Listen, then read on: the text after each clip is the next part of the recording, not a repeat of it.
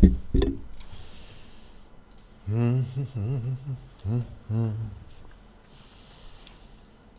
diddly dum.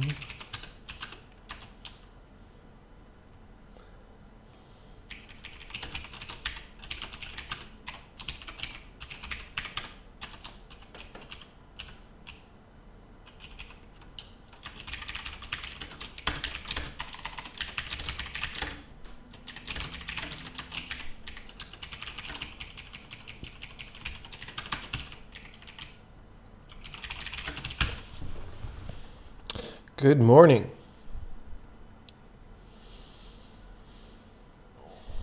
I'll give a couple minutes for people to show up before I start explaining what we're going to do today. Well, one of the things we're going to do today, there's no way this is the only thing we're going to do.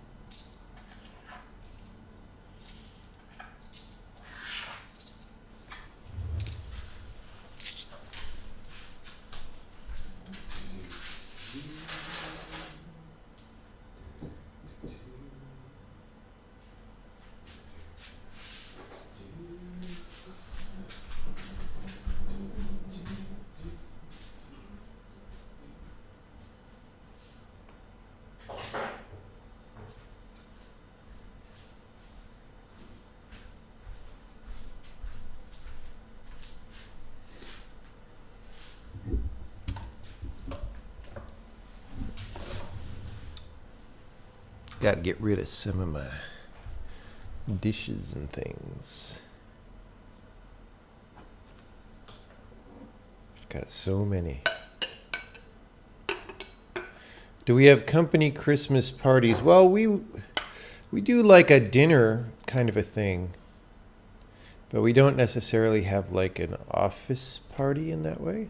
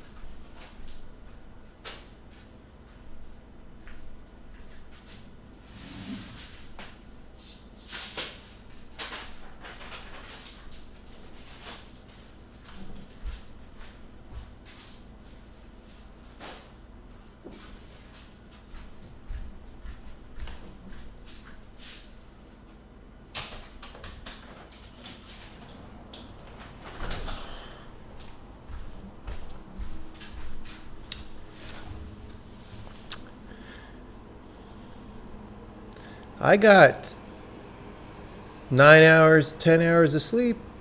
I don't know what you're talking about. Do I have any plan to work on the operating system in the future? You know, I certainly wouldn't mind working on an operating system. The problem is I just have too many other things to do right now. I can't add another big project like that.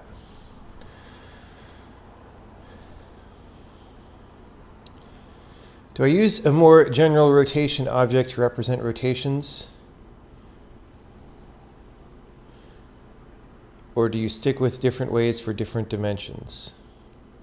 Okay, here's the thing.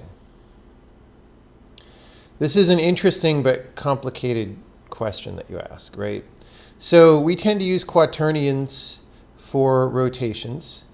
So for example, here, it happens to be on the screen Here's a quaternion function, right? In 3D, a quaternion and a rotor are the same thing apart from like one sign somewhere, right? And the thing is, if you want to do stuff in 2D, it's either very easy to think about and just do the math yourself, or you can do it in 3D and just restrict your operations to the XY plane. So practically speaking, it's just fine to use quaternions, and there's no reason to use a more general idea. In fact, it's kind of bad to use a more general thing. So if you were using a geometric algebra library and using a rotor concept that applied in any number of dimensions, then it's either going to be slower in terms of runtime performance, or it's going to you're going to be relying on a lot of optimizations to have at compile time that may or may not happen, and will be confusing about whether they're happening or not. All right? So I don't prefer to do that. I've never gone down that road. But that said, I do think that the geometric algebra way of thinking about things is super valuable. And I think it's probably inevitable that 100 or 200 years from now, we will have rearranged the way that we think about math and physics so that that's more at the forefront of how we think about things, right? I don't think there's any question about that. But in terms of the actual code that you type in, I think you would want a 4D rotor here. If you call it a quaternion or a rotor, it wouldn't matter, but it would be called like rotor 3 or something, or 4. I don't know how you would name it.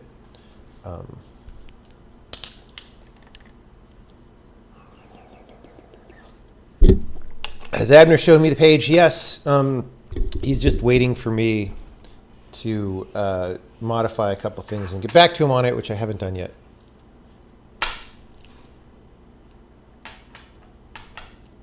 You'd have a rotor for fixed dimensions. Yeah. Yeah. So if you did that, you would probably have a slightly more syntactically similar framework. But implementation-wise, it would be basically the same thing. I'm going to put a shade down here. I'm getting a lot of glare.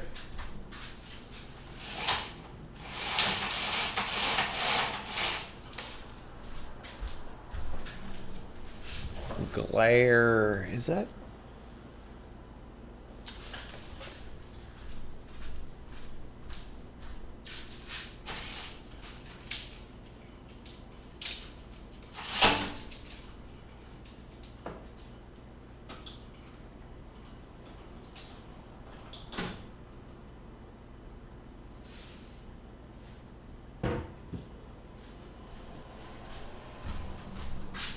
Okay, we'll see if that helps at all. Seems to.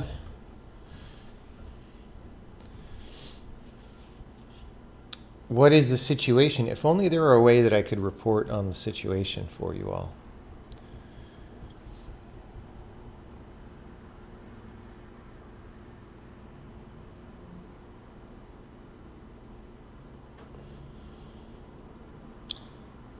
Hello, happy little rat people.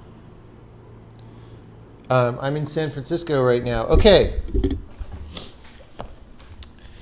Now, today, we're going to do a little bit of camera polishing stuff to add some spice to the game. When I start up a game like this, and I'll go to a level. Let's actually here. Let's clear it out.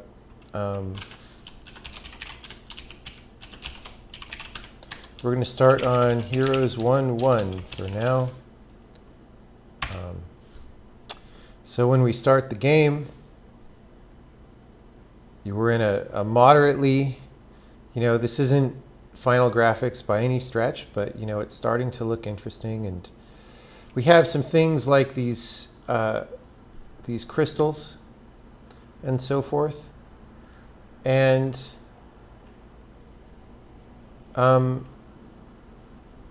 you know, they have reflective properties. Actually, we should pick a level that would be fast to load. I don't know. Maybe something like this because it's close in.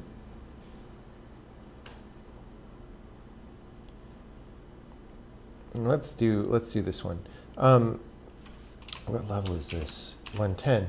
Okay, so the camera in this scene is completely motionless. And so, for example, the crystals have completely unmoving light off them, even though it's at a relatively strong specular angle and that kind of a thing. And we just want to introduce very slight camera motion while you're watching a still scene. It would be very slow motion, and not anything that would make you queasy or anything. Although initially we'll make it be very fast motion so that we're sure it's working. But it would be just enough to give the lighting a little bit of spice. And then after we're done with that, we'll do transition cameras so that the first time I go to a level, again, the camera will just approach the level a little bit. So like we have this transition, so we're transition out, transition in. Although, that was weird. Maybe that was... It's broken. The transition is broken. It's supposed to like smooth fade out. Maybe that's like a linear color thing. Okay, we're gonna... Dude, video games are always breaking, man, during development. All right. So we're going... Yeah, okay. You saw that actually smoothly faded in. It's just...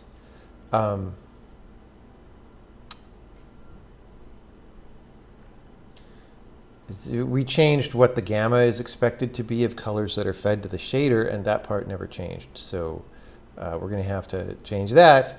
But so, as we start fading in, we would also start a slight camera movement that would last a little bit longer, that would sort of approach the scene and maybe narrow in the FOV a little bit. And again, this would be slight. It's just to give a little feeling of life to the game. So we're going to be doing that.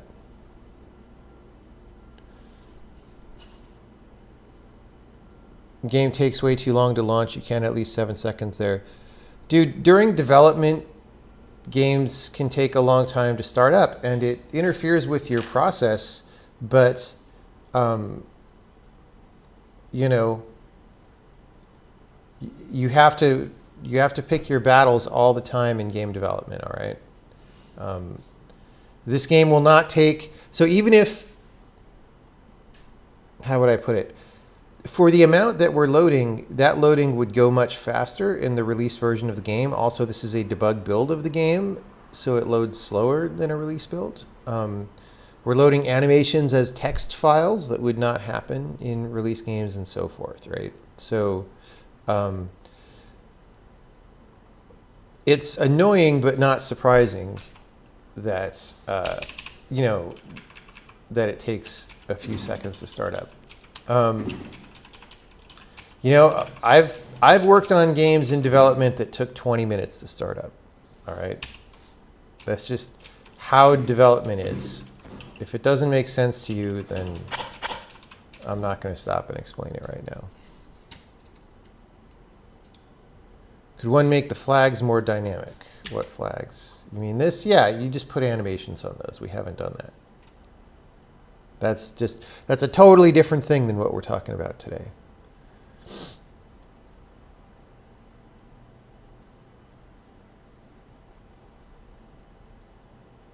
All right. Like all sorts of things are happening. When we load one of these levels, we're opening hundreds of files. Whereas when the game ships to end users, we won't be opening hundreds of files. Why do we do that? Because it interoperates better with source control, right? That's not that slow by itself. Hundreds of files is actually surprisingly fast, but it is, it does take probably a decent fraction of a second to do that, and all those things add up. It's just game development. You just got to buy faster computers sometimes.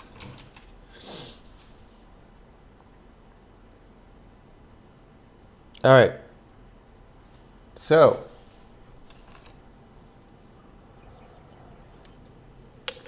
I want to work on right now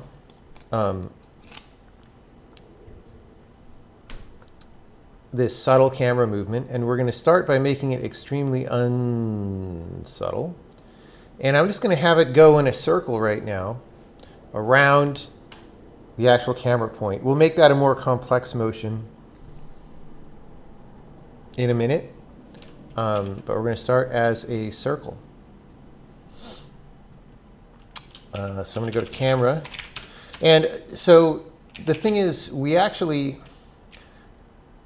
have different ways for different kinds of levels about figuring out what the different views are. And also, I guess if we're in free camera,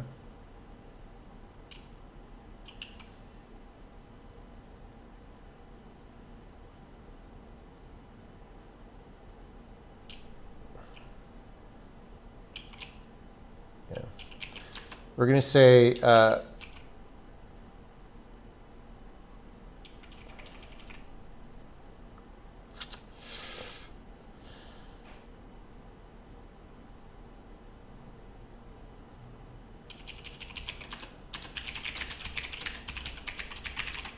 we're going to have this micro motion thing that we add on as a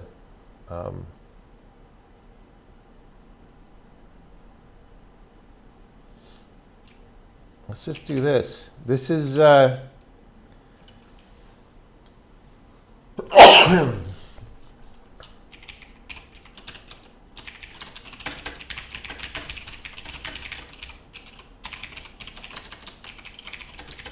defer, update, camera, micro motion, camera. That way we don't have to call it on all these different paths. Okay, so let's sort of put this down at the bottom.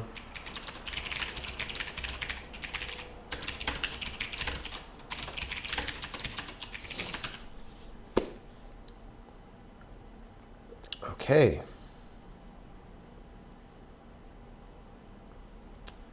Let's get the Entity Manager.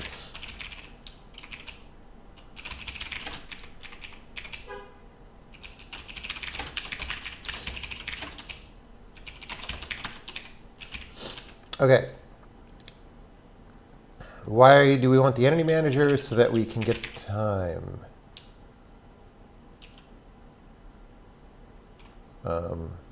Although there we're using a different time value, but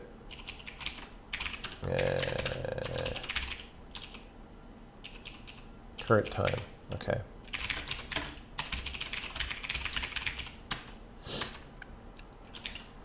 Okay, so we want to go in a circle.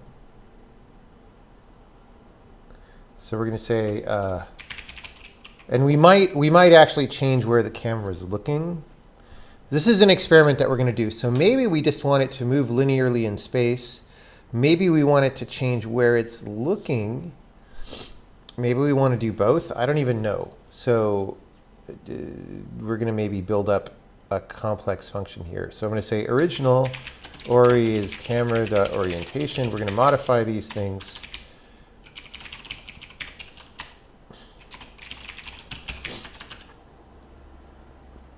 Okay, so we're going to say left is rotate the y-axis by original Ori, and up is going to be rotate the Z axis by original Ori.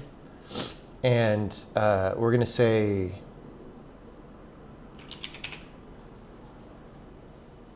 let's look in our variables file, because we're going to want to tweak this stuff while we go. Gameplay visuals. OK. Let's just add some gameplay visuals variables. Camera, micro motion,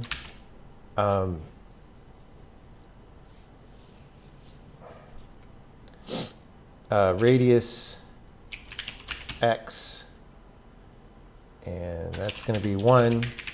And radius y is going to be 1. Camera micro motion speed in cycles per second is going to be 3. It's going to be barf worthy to start with.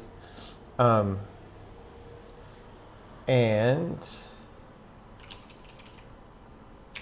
actually, let's have a radius and a scale in x and y that's separate, so that if we want to tweak the aspect ratio, that's a separate factor from tweaking the size. And then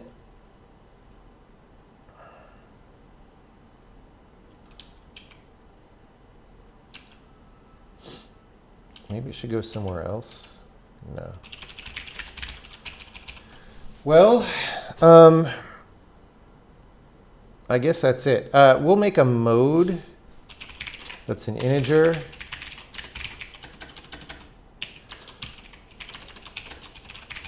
Micromotion mode is going to be 0, disabled. 1 is going to be move viewpoint only. Direction is constant. 2 is going to be move direction only. Viewpoint is constant. And 3 is going to be move both viewpoint and direction. So we can just experiment with this and just see what it looks like. OK. So now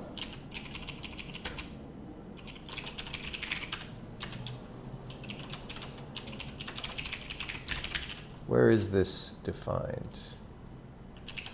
Gameplay visuals, Sokoban. OK. So we're just going to define all these variables.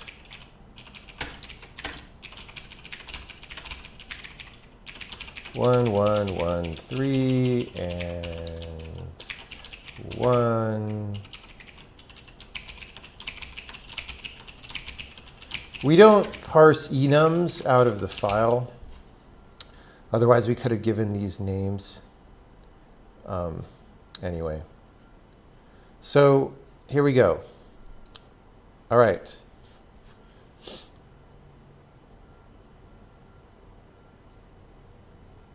Why don't I just call this? All right. It's right there. All right. So we get our basis vectors, and we're going to say Rx is gameplay visuals dot camera motion scale x times. We're going to refer to gameplay visuals a lot.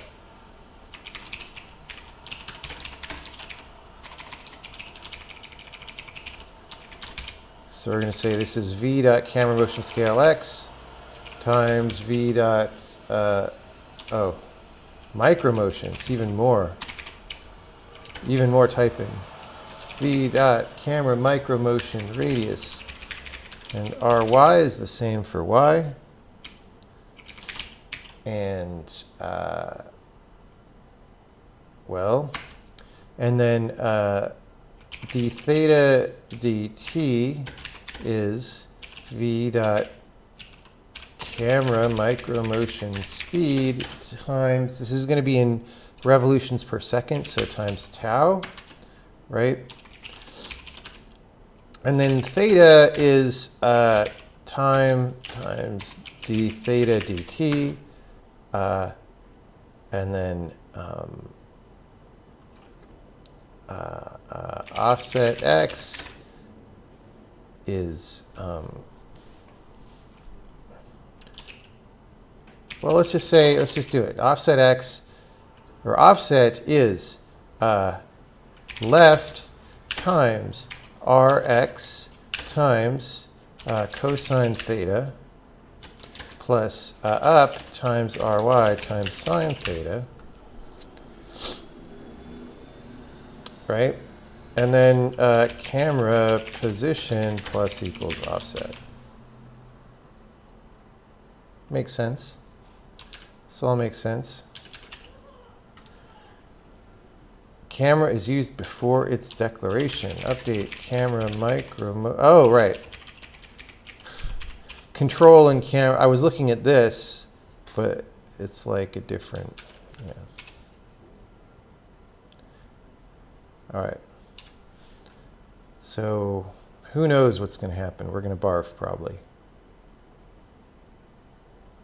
Yeah, look at that. Works the first time.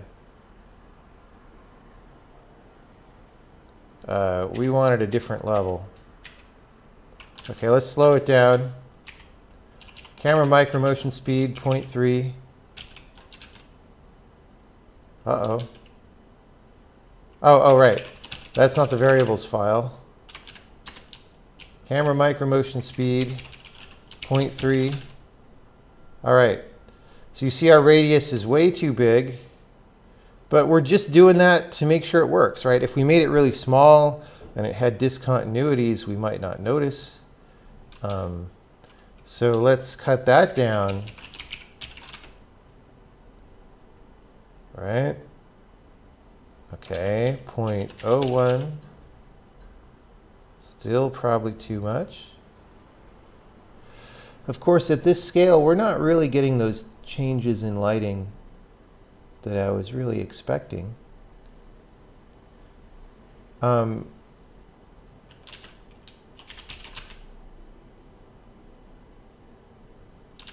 Maybe it's 0.01 and still slower speed, right?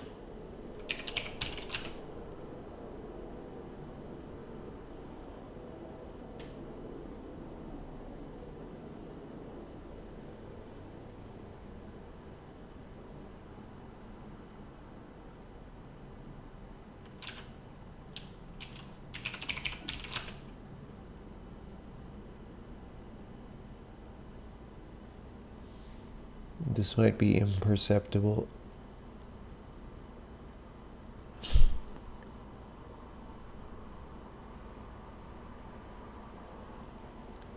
Oh, we can sort of see aliasing move on the objects. Oh, you know, changing the view direction is not really going to change the specularity. So maybe we won't do that stuff.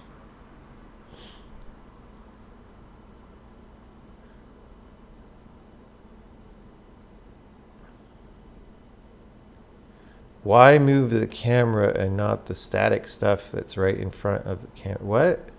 Why would you move the objects in the world? That doesn't make sense.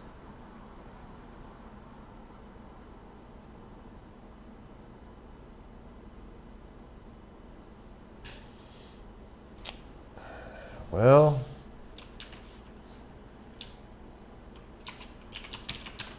maybe I misunderstand the question.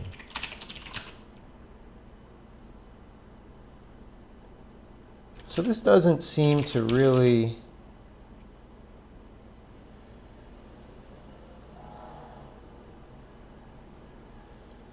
Okay.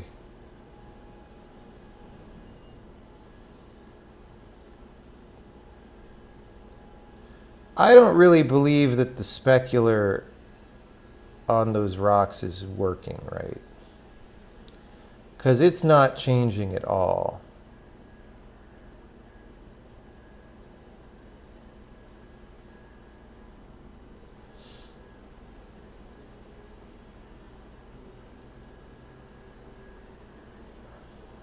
All right, so here's what we're going to do. Since it's not really changing at all, they got to fix the shader before we start worrying about nuances here.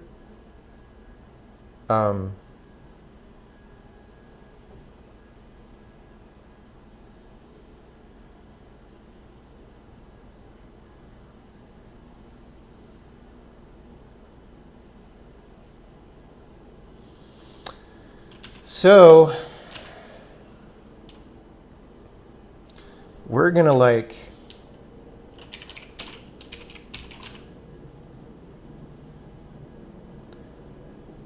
we're gonna leave it turned way up like this. Let's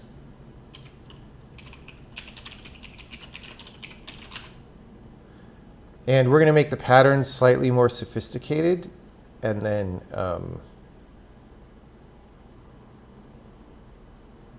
yeah. Okay, so what are we going to do? I would like to do, instead of just a circle, which is a weirdly biased thing, I want to do like a figure 8, which I think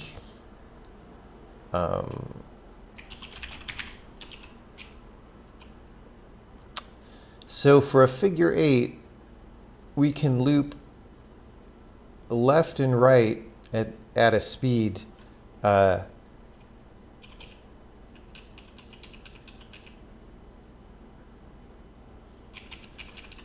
we can have different angles for theta x and y, and theta y, actually, let's just do this. Theta y can be twice as much, right? And then our aspect in y can be less. Something like that. Maybe that's wrong.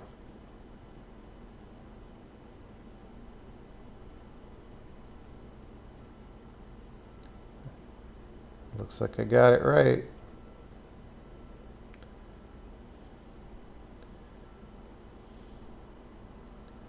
Okay. So let's slow it down.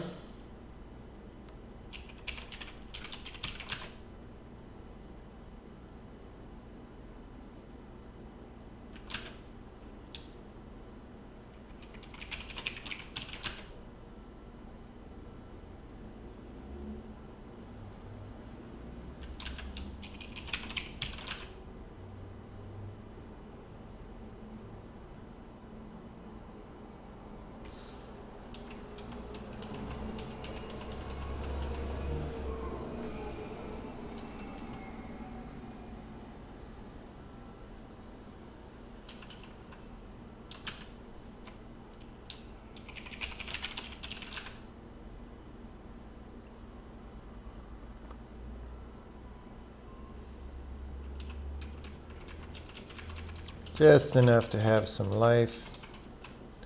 I mean, we would probably actually turn it down below this in the actual thing. And maybe change the pattern. Like, I don't want it to seem too much like a seasickness pattern.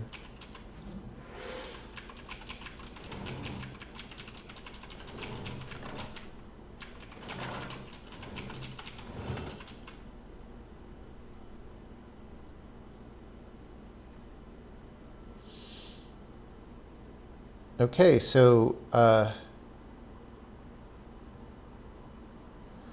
we'll do transition stuff.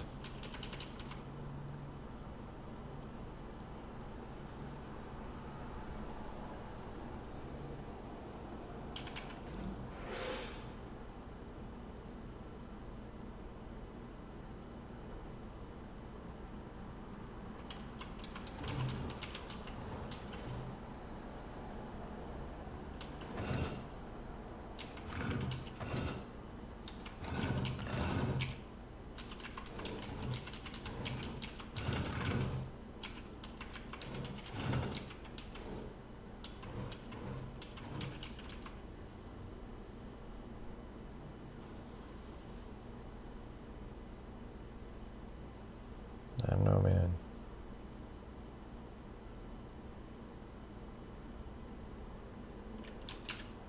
Let's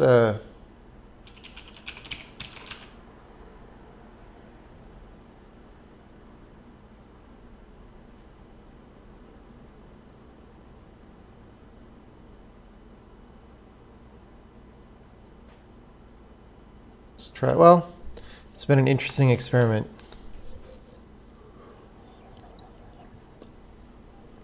Not sure I like it, but it only took us 30 minutes or less.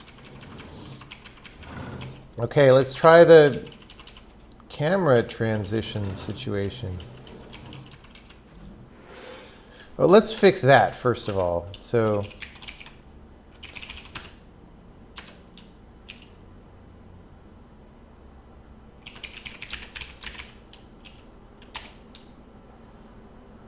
draw transition.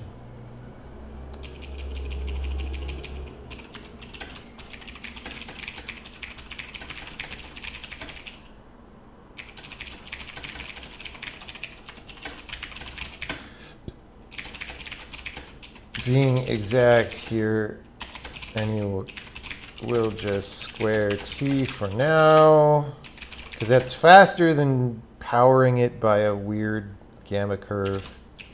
8 December 2018. Okay.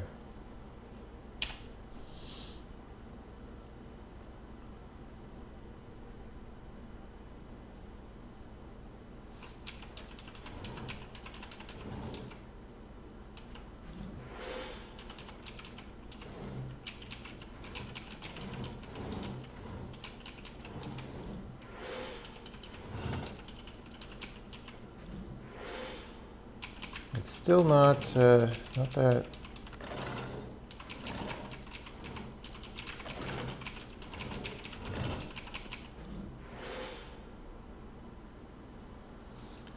Slow time down. Oh, it's not slowed down yet.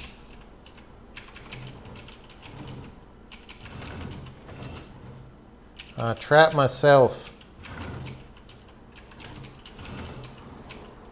Okay.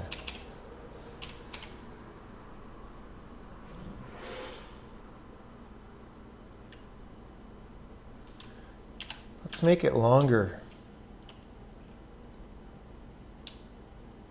Oh, I already can make it longer.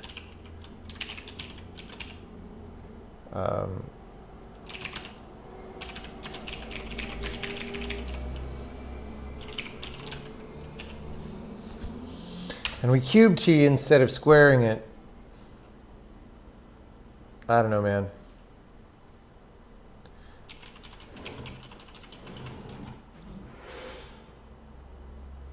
It just seems very hard. I don't know what happened.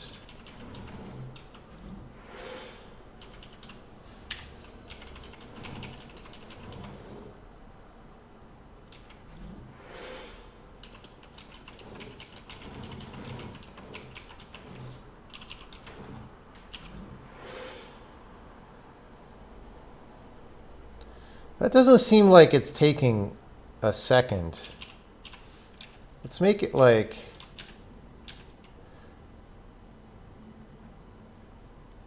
Oh, I bet. Well, let's see. Oh, that's the wrong variable. This is the fade in. That's the fade out, I think. Yeah. Why did that get placed so low?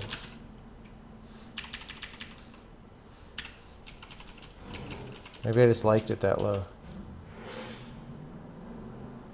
That seems better for now. Okay, our fade in, however, doesn't seem to really be working. Fade out. No, it is. Wait.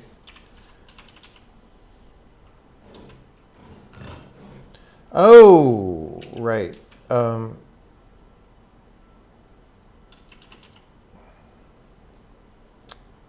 The cubing, I don't know.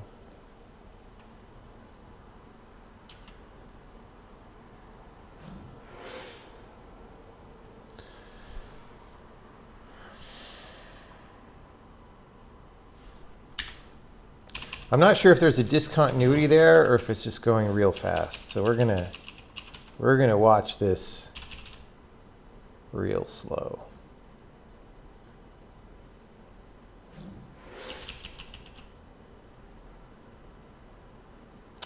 It's not respecting the time passage rate.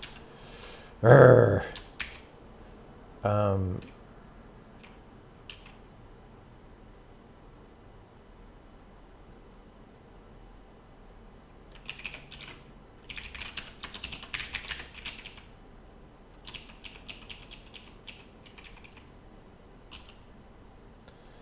We don't want this to be UIDT. We want this to be oh.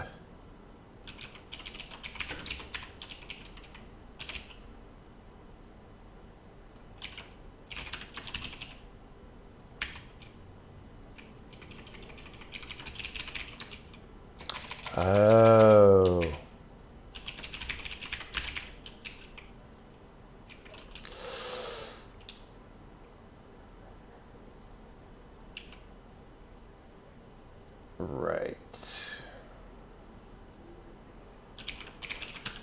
a little complicated because we switch between two entity managers in the middle of a transition, so. Where does draw transition happen? Is it there? Yeah. Okay.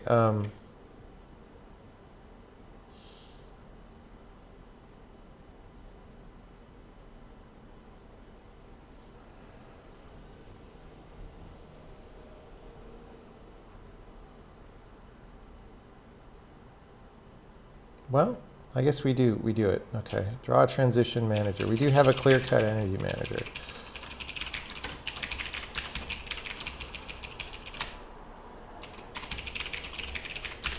All right.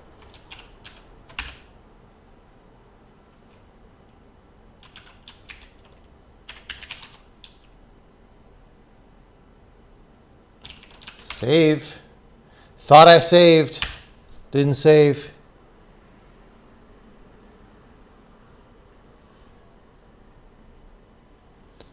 Yeah, what we're doing right now, you know, when we do stuff like this white fade, that may not be how the game looks in the end. But you have to build things step by step. You know what I'm saying? All right. There we go. Oh, look at that. Our fade in transition just doesn't work.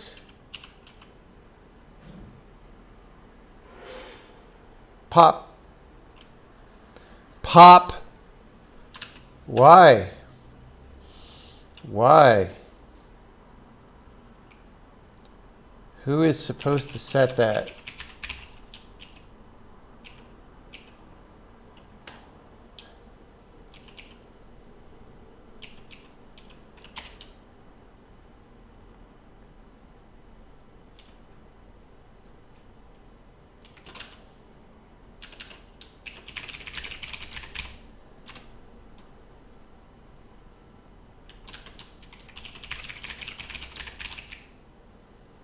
So we advance the level.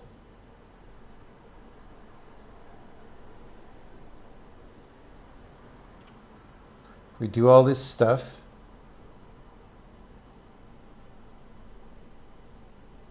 And we call start fading in. That's fine. Level start transition time, right?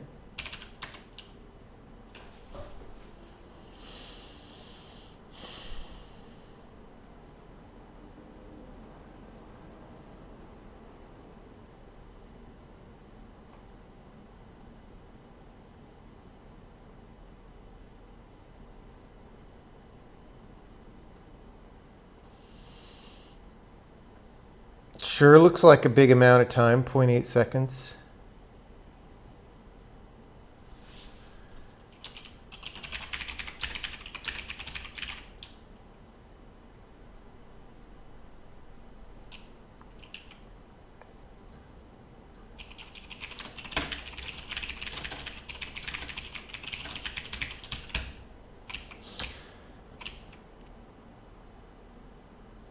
Well, we're just going to have to set a breakpoint and look at what's going on. Well, let me close my cold wave. All right. So we're going to break in start fading in.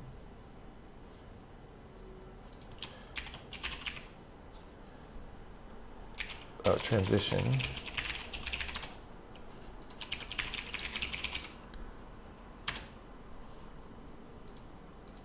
All right.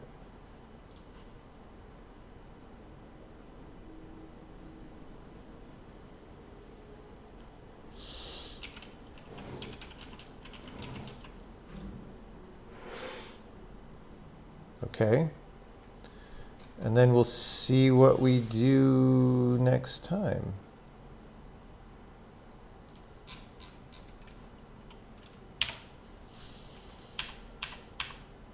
Fade in.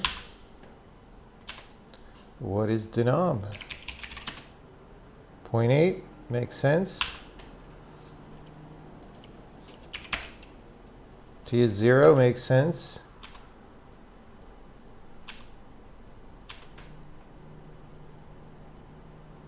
And then we reverse that because we want 1 to be white, right? Okay. So we draw a white quad. That's fine. Next time. dt. Very small.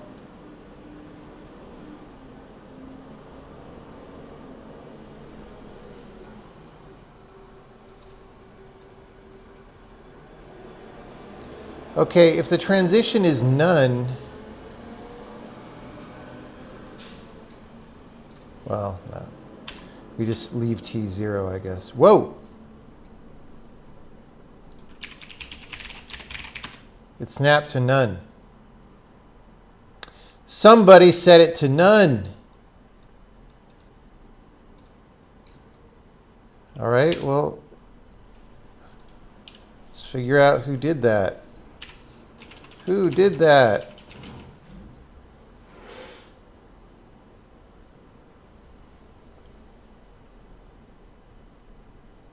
I think cubing it is too much. Okay, transition mode. Breakpoint, new data breakpoint, OX7FF7C 60699C8. I wish that weren't such a pain in the butt to do.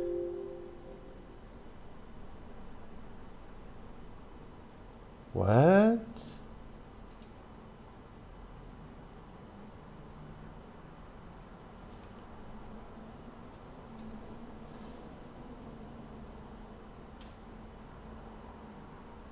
Oh, it must be here. Wait.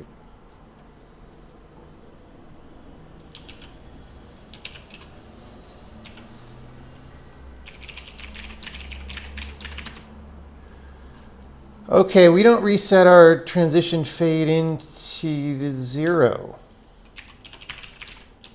Do we? Yes, we do. Why is it 25? What? Why is dt 25? Because we were in the debugger for... Wait, didn't we just change that to the manager's... Oh, we changed it for the draw, but not the update. Okay, so UI dt is not what we want to use in this case. Because that kept going while we were stopped in the debugger. But that shouldn't have caused a problem for gameplay, but maybe it did. I don't know, man. There we go.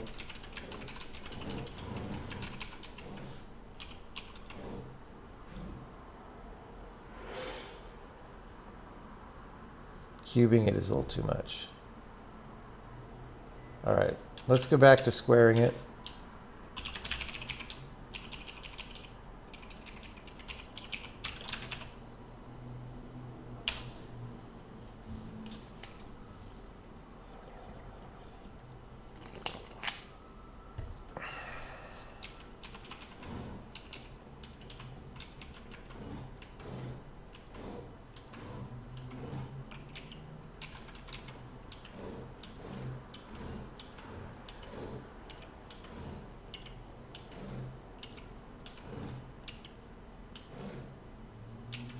Like, the specular doesn't even really move that much. Oh, I guess it does some.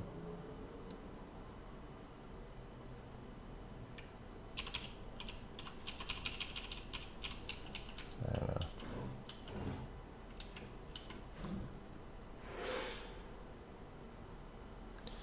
All right. That was just way too slow now. Okay. So there's an amount of time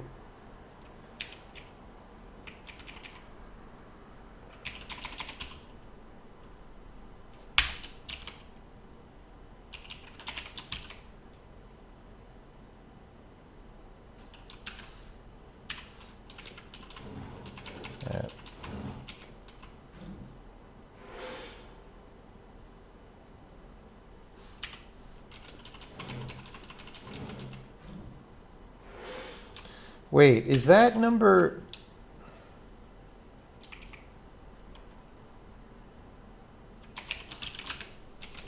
Is that how long we wait? No. What controls how long we wait before we start the, because that's a little too long. Waiting for victory. Victory wait time.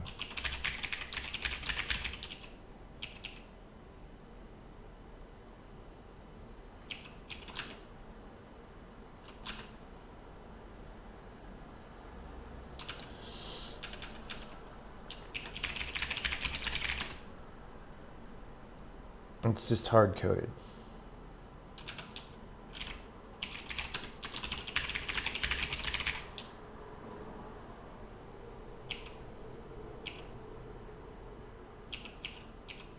Okay. Let's put these victory pre-wait skipping stones is 2.5.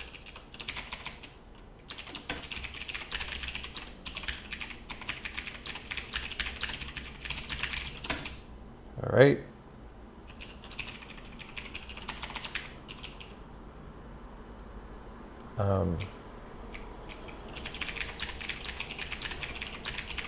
Level entry.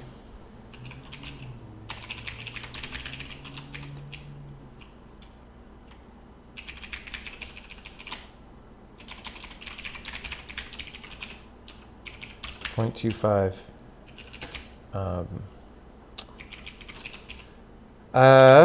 Well,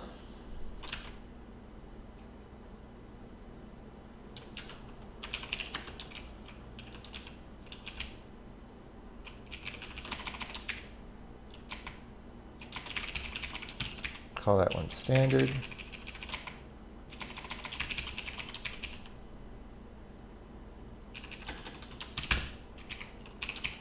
We'll make it 0.3.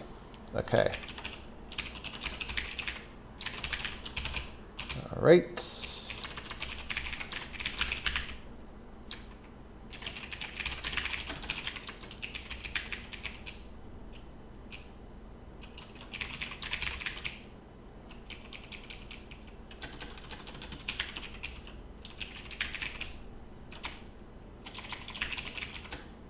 Okay.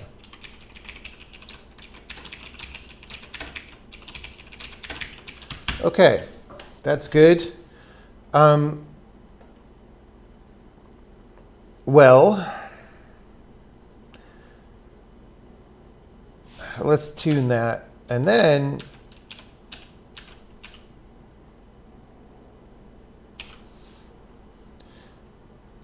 I didn't put in an integer thing to control the camera micro motion that we just put in. And I'm worried about that being headache causing. So I want to turn it off by default.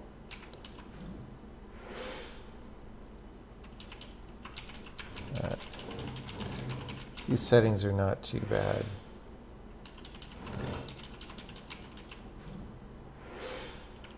It's actually even 0.25 is just a little long. Or it's 0.3. Say 0.22. Oops.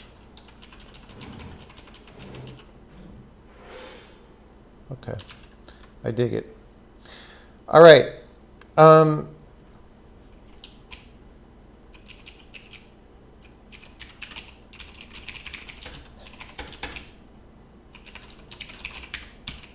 Okay.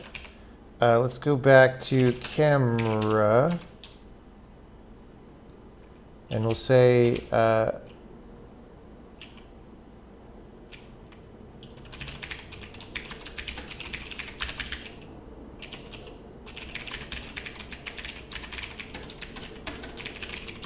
right.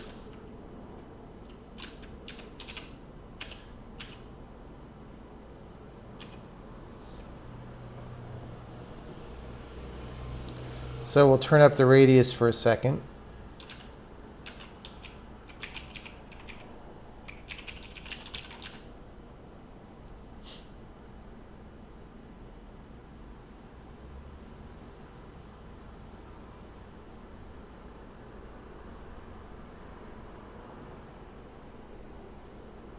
All right.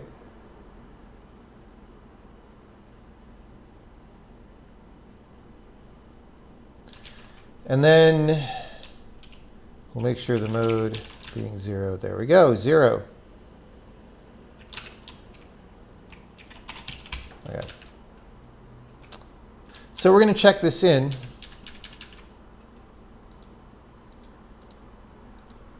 My right mouse button isn't working. Fix level transitions and add camera micro motion ability. Okay.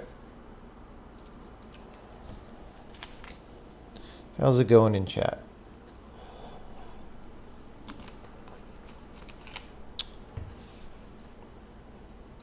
Any questions about what's happening right now that people have? Do I plan to attend some kind of game jam? No. I don't like game jams.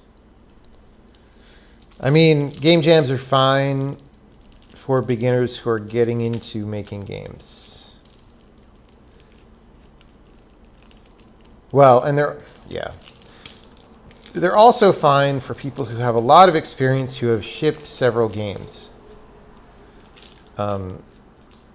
But they're culturally poisonous in other ways that I don't like, so I don't tend to go to them. Or they're not inherently culturally poisonous, but the way in which game jams have been promoted and the current atmosphere around them is kind of poisonous, and I don't like it.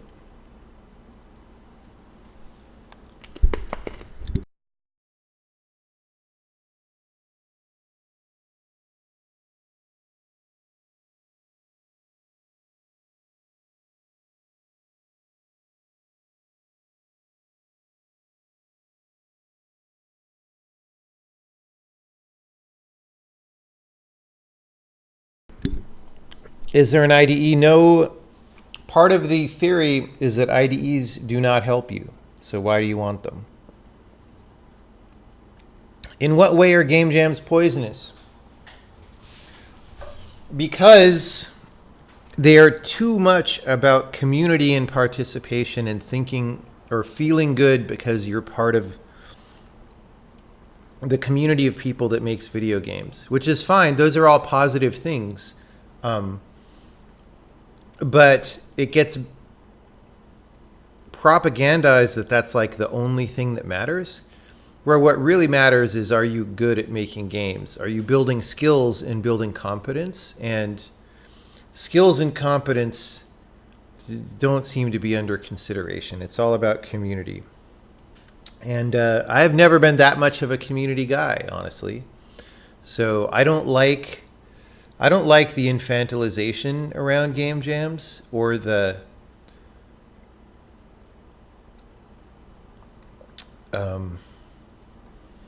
pretending that everybody is equally good at making games, whether you work hard or not. Like, that's just not reality based. So, and I think it wouldn't bother me that much, except I think it causes a lot of problems, right? I see people who fail to thrive when it comes to actually making games. And, well, that seems to be part of it. So you thought jams were all about learning to prototype stuff? Well, not really, because they're too short. You can't really learn to prototype in like 3 days. You have to be moving forward the whole time. You thought I was going to say because in Game Jam you never spend a long time on one game. Well, that's a reason too. So one reason why I got wary about Game Jams a long time ago was because I noticed that most of the people who went to lots of Game Jams never shipped anything. And it was like, in psychology you say something is enabling of your negative habits if it supports them and doesn't support you moving away from the negative habits. And so I felt like it was enabling short attention spans and lack of grit and stuff like that as well. And that's true too. Do I plan to make a complete game in 48 hours? No. Why would I do that? No.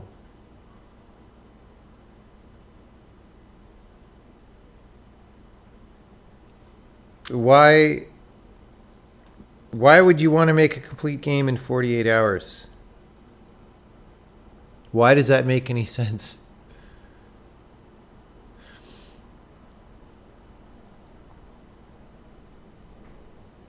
You think jams help you because of the time pressure? You don't have to second guess yourself. You just go all out for 3 days on some idea. Yeah, that can be a positive aspect for sure. I just find that in the current environments, that is not the aspect that takes the front seat. So, for example, a lot of these game jams, they're 3 days long, which first of all isn't that much time. I'd prefer 4 or 5 days. But then everybody gets together as a community and has an opening presentation and discussion, and everybody feels good. And then at the end, everybody presents what they did. Like, that's not the structure of every game jam, but that's a lot of them. Like, some of them have awards. Like, what are you talking about? Awards for a 3-day thing?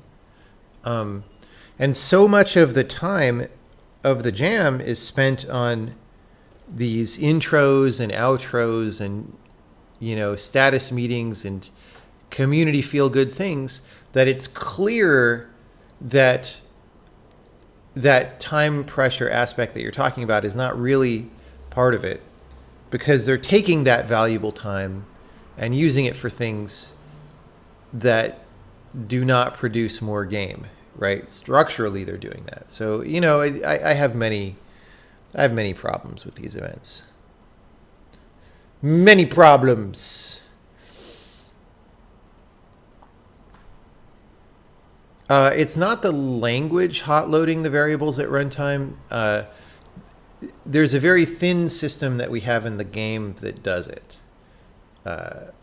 You don't want any random variables being hot loaded because things will get confusing very fast. But the language gives you enough metadata about where your variables are and what type they are and stuff that it's pretty straightforward to hot load them if you want to.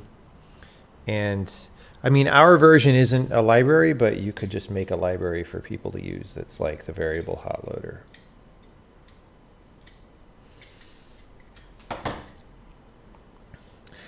If one could make a shippable game in 48 hours, why wouldn't they release a game every few days and be rich? Well, if it was a shippable good game, dude, I would love to be able to make a shippable good game in 48 hours. That would be awesome. Yeah. Yeah. It's like the 6-minute abs, right? Let's have the 44-hour game jam. That's even better. Let's have the 26-hour game jam. That's even better. You can make a game in 26 hours. Let's have the 7-hour game jam. Let's have 6-minute game jam. It'll be great. What tools do I use for prototyping games? I don't really prototype games in the same way as people usually talk about. And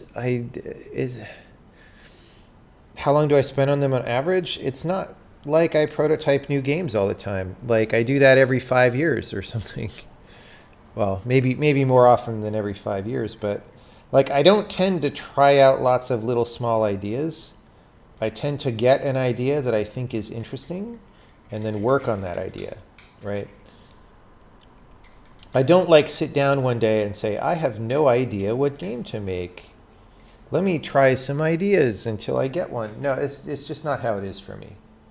Like when I sit down to make a game, I really know what the idea is, and it takes a while, like months minimum, to like try it.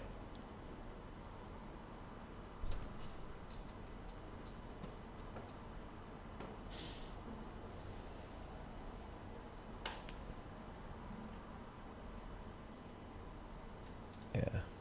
5 years game jam. Jack Bauer can ship in 48 hours.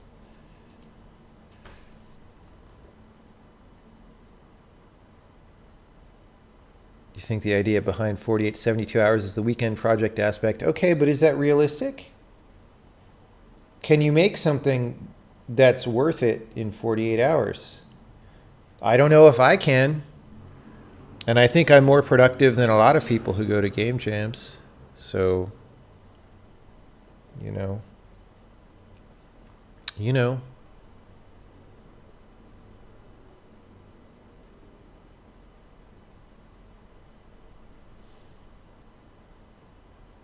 When you have a struct inheritance and set up default values for the members, can you change override default values of the parent struct from the child struct? Yes. You can just say, variable name equals value, right? Like instead of, like imagine this was inherited from a parent struct, you would just say that, and it'll override it.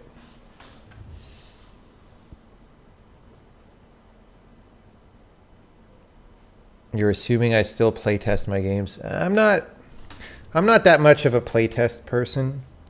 We do a little bit of playtesting as a sanity check, but again, I don't follow the philosophy that most people are trumpeting, that you have to playtest all the time and get user experience feedback and stuff. I don't think that's correct.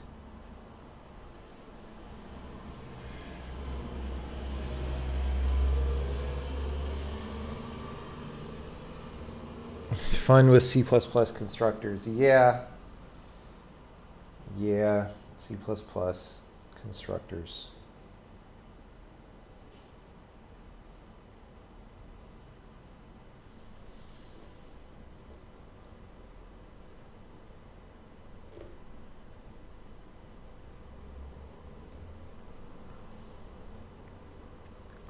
So the thing about feedback that you get from players, right, is you can't trust what they say about what's wrong with your game, right? All you can do, if somebody plays your game and doesn't really like it, that's the part of the feedback that's accurate, is that they didn't really like it. When they try to tell you why they didn't really like it, that's all post hoc rationalization bullshit, and you can't believe any of it. So if you start modifying your game based on what people tell you is good and bad about it, unless there's a really obvious problem, which you should have seen yourself, in which case, why did you need the playtester? Usually problems are going to be subtle, and subtle problems, players don't really know what the problem really is. So it comes down to your skill as a game developer, that when it seems like people aren't liking your game, to realize what the problems might be and realize what the fixes are. But players can't actually tell you what the problem is with your game. If they could, they would all be professional game designers and making more money than you. So, yeah.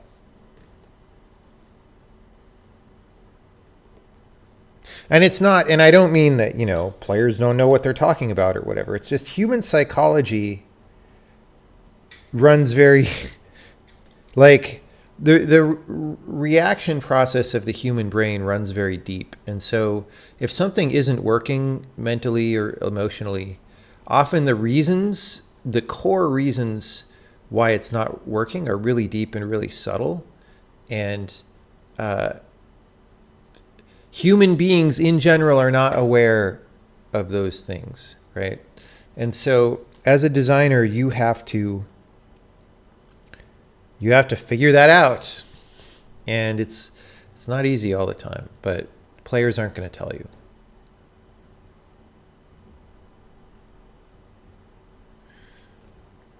Game engine in C, question mark. What are you asking? Are you asking if you should make a game engine in C? If I should make a game engine in C? What are you saying? What do you... Okay. So we're now going to do this camera situation. And we're going to...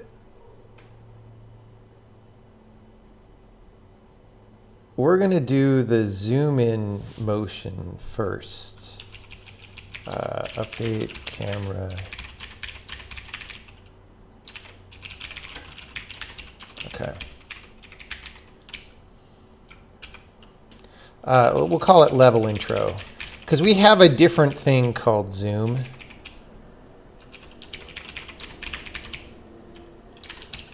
All right, and we're going to do the same thing here where we grab these so that we don't have to worry about what we did to them. And then we're going to say camera level intro time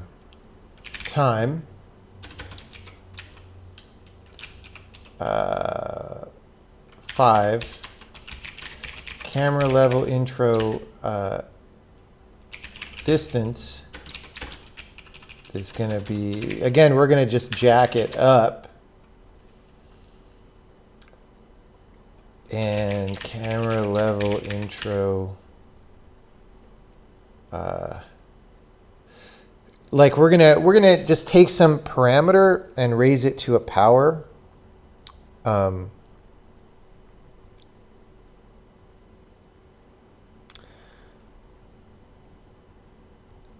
I guess it's going to be a less than 1 power, right? Something like that. This is a very simple model. All right, so we're going to say, going to do this again, get the basis vectors, and we're going to say P1 is original pause, right? P0 is original pause minus forward times gameplay, visuals, camera, intro, distance, right? So we've got our P0 and P1 that the camera interpolates between. Let's figure out the T. So T is manager.current time.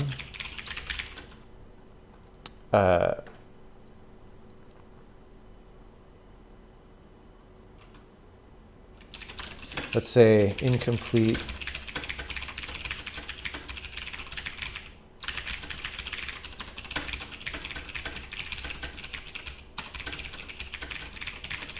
that time variable, but we're doing it that way for now. So T is manager.current time times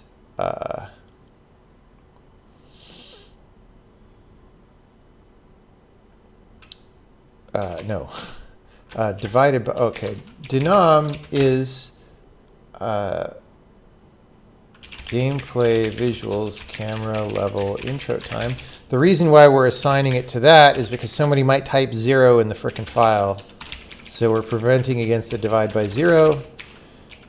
T is that if T is greater than or equal to 1, return. All right. So then we do our more calculation-y things. And I'm going to say clamp T01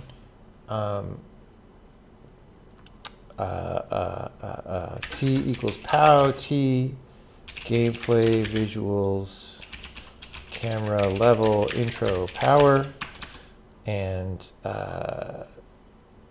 camera position is lerp P0 P1 by T, and that's it. We need to define these gameplay visuals. variables. Oh.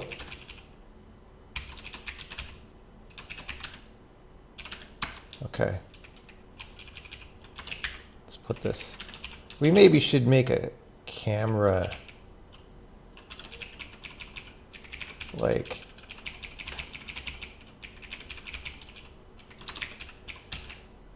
maybe camera should be its own section. Dude, I don't know. Okay. Camera intro distance, right? It's called level intro.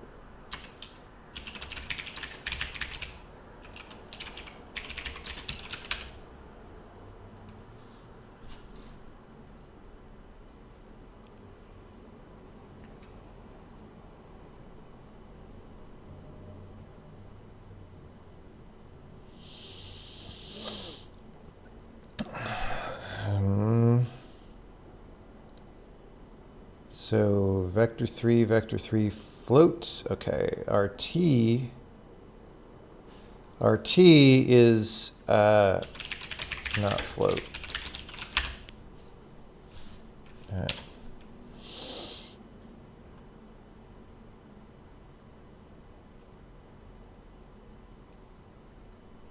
All right. Well, that square that you saw was our fog plane.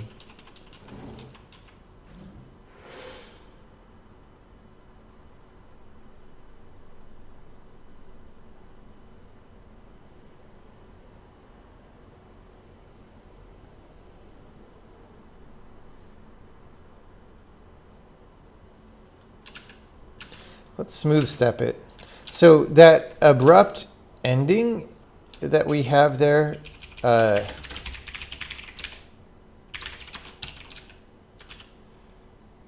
we're gonna tail that off better. Smooth step is a cubic polynomial.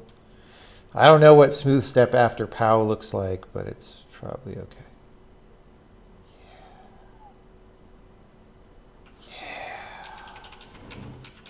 Let's change the power to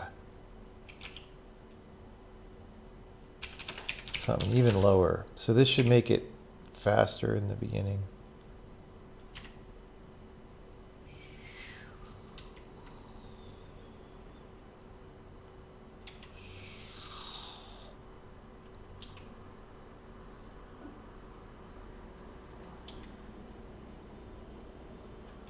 Let's make the distance lower.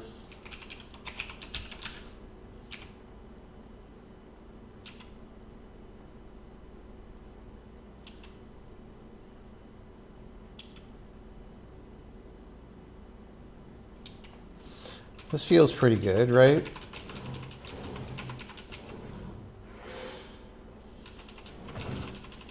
It might be a little too much.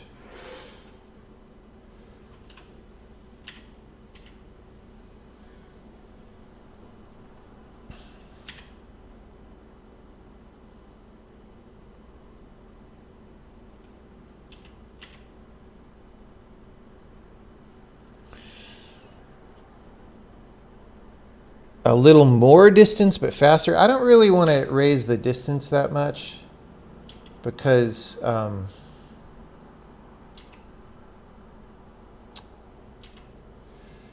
also going to do an FOV thing, and the more distance, the more we have to model of the scene, and that's not really good. So.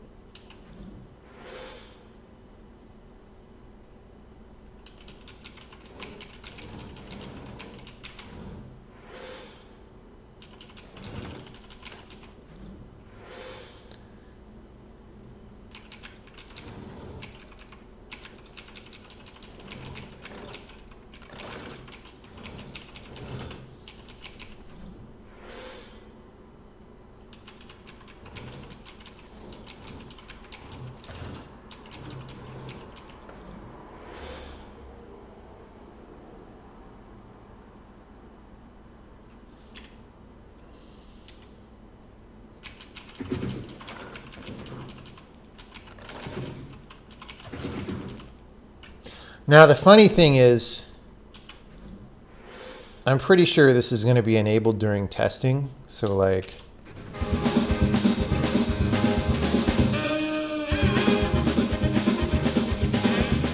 why are we so slow right now?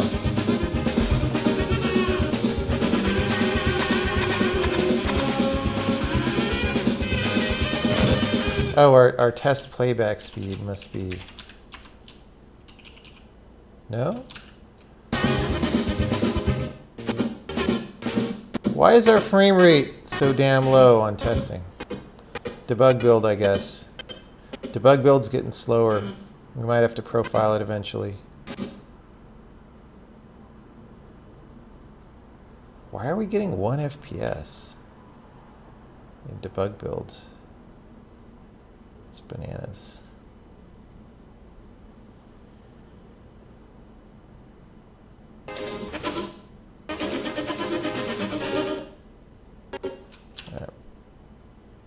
It's funny, but let's not do that. So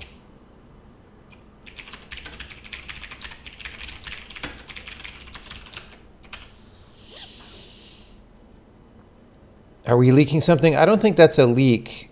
So we are running the sim step many times per frame in test, and I feel like there's a bug with that. I feel like we're running the sim step more than we need to or something, because there's no way it should be that slow.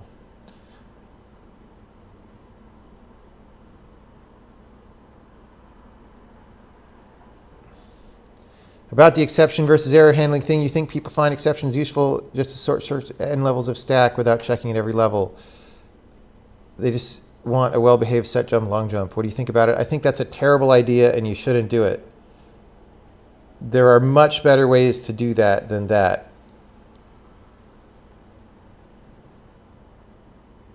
I know that's what people want it for, and it's a bad idea, is what I'm saying.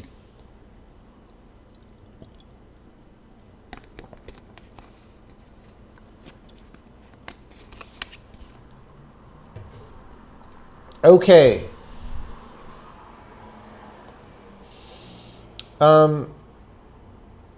Well,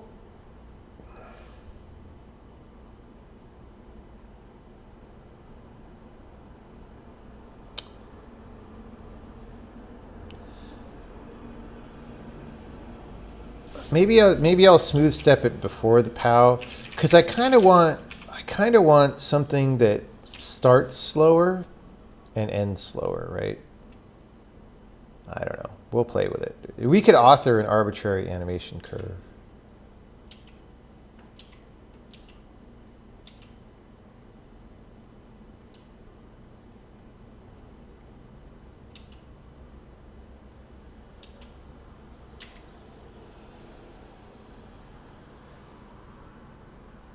Maybe we don't even want to POW it. Let's double smooth step it.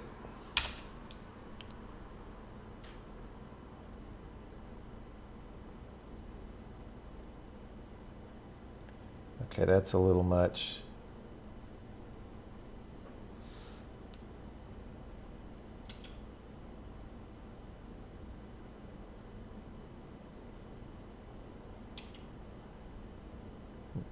Well, maybe we'll double smooth step and then POW it.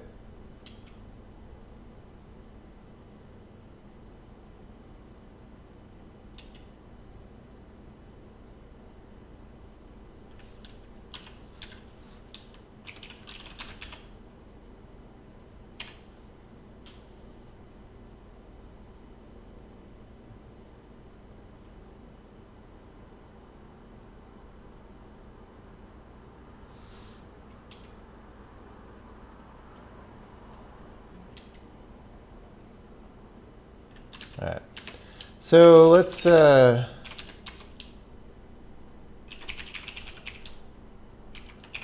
it down.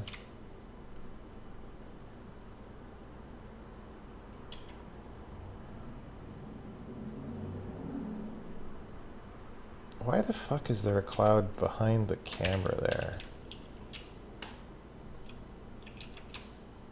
Like, whose idea was that? Oh, it's to make that frickin' thing.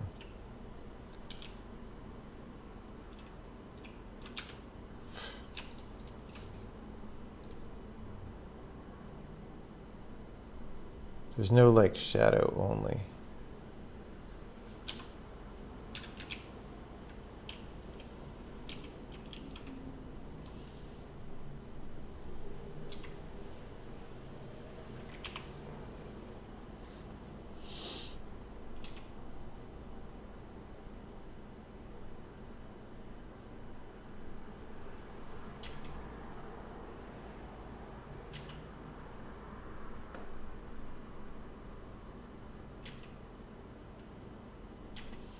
Well, aside from all the cheap, crappy stuff getting in the way, seems good. I want to make this overrideable. So let's put on the ocean map a distance factor that we could override. Ocean map. Take me by the hand. I don't know if I want to try doing an FOV right now.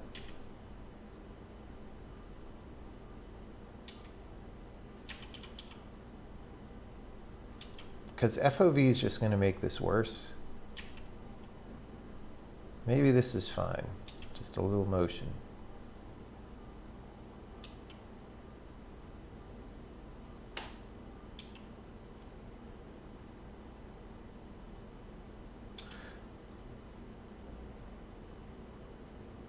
Although,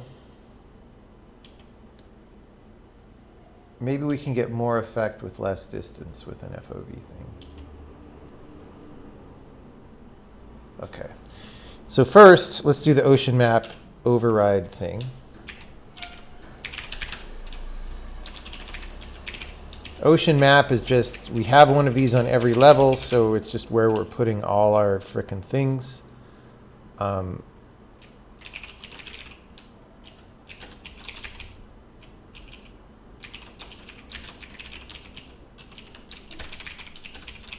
Okay, so we're going to say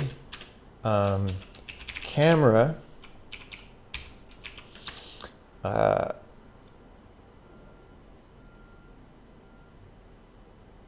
level intro distance override -1. Time override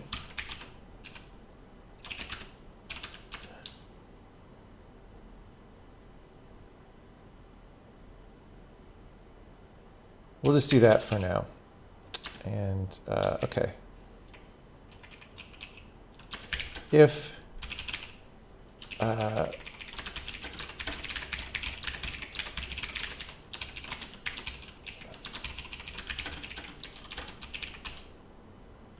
what did we just call this? Level intro time override.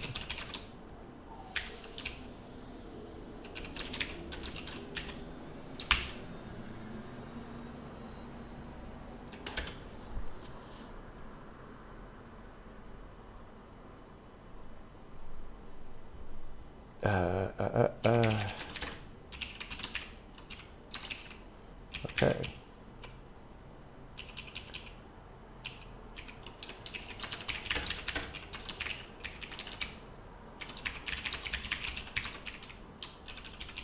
And then we have a distance override. And then we move that there. So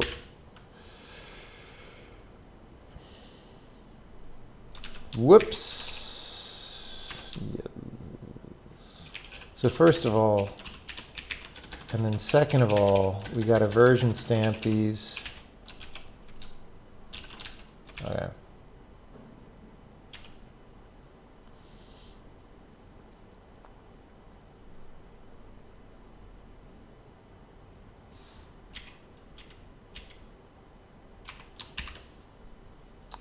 So we're going to select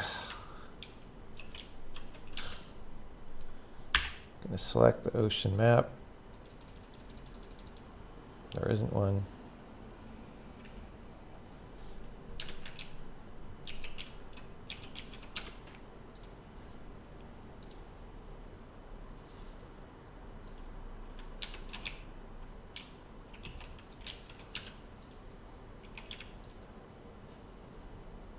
Okay.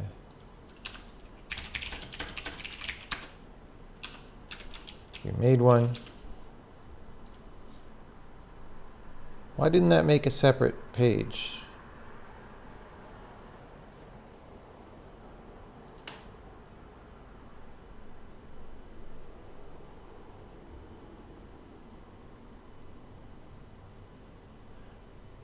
We'll shorten this name to intro distance. We'll take off the word level.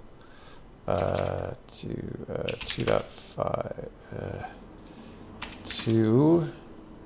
We'll save that. Let's start on that level. Was that Heroes 1.4?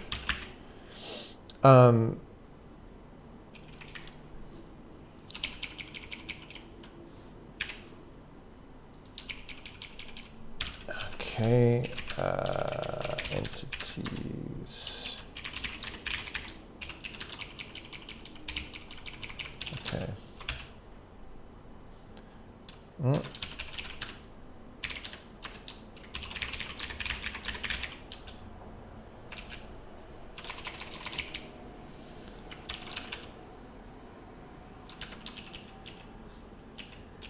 What am I looking at? 378. Oh yeah.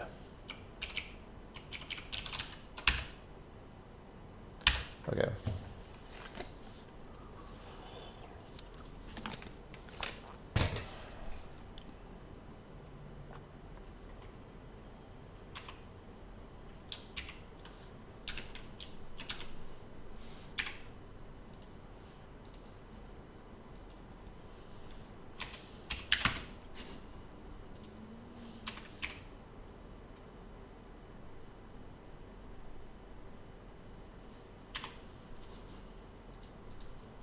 Is that working?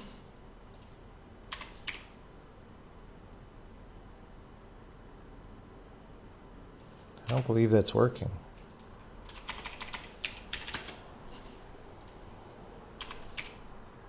Nope. No difference.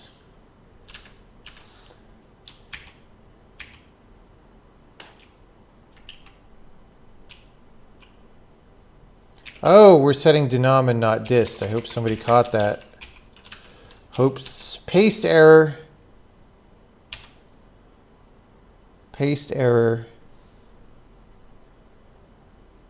Now we're going to have a crazy pull in. Yeah, whoa. All right.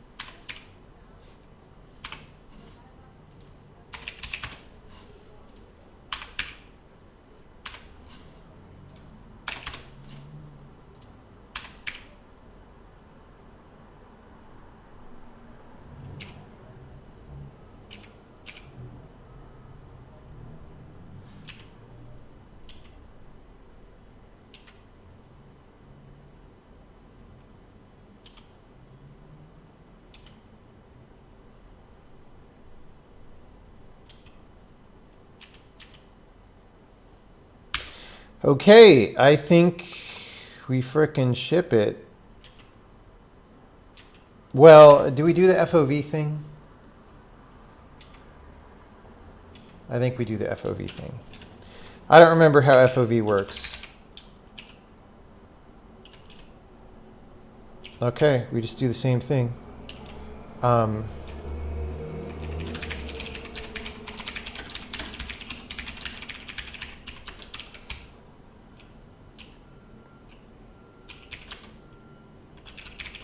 Camera dot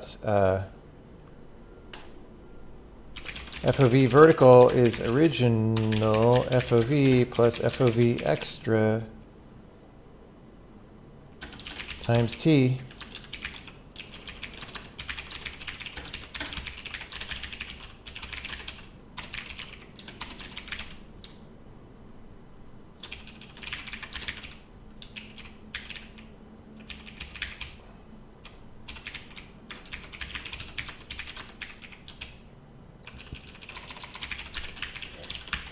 All right. Well,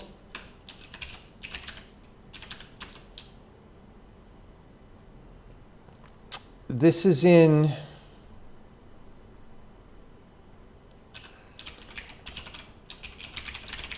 This is not in degrees. Oh, wait. Yes, it is.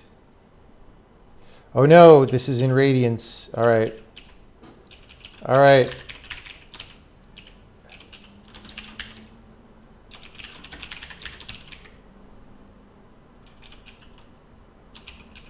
Let's just do this here.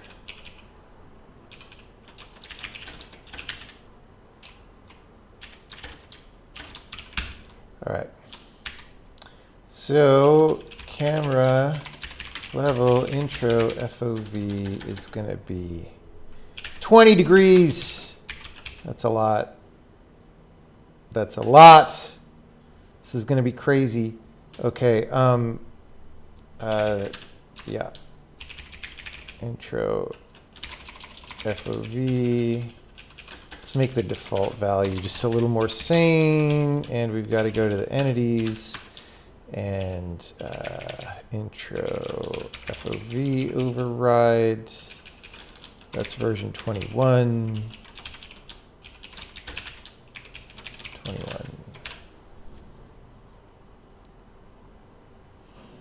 Okay.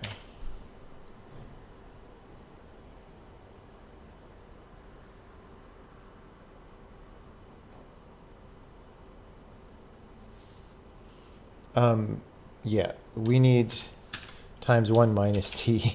We're going the wrong way.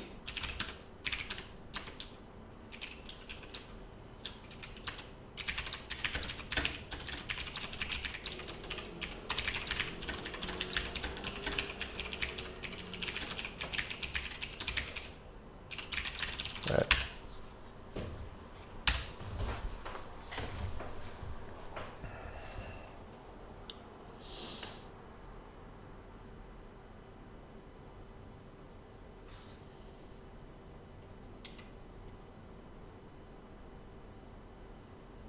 I actually don't like that very much.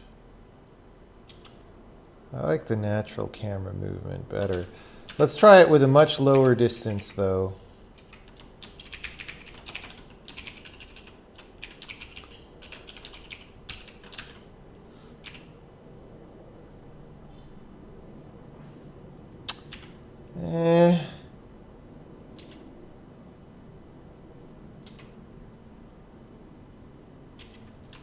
Let's say 0 distance, just so we can see the effect.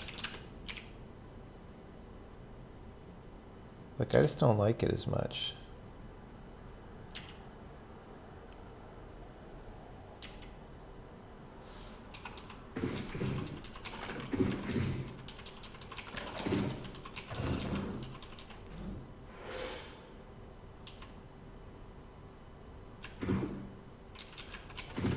I just like the feeling of physical motion better.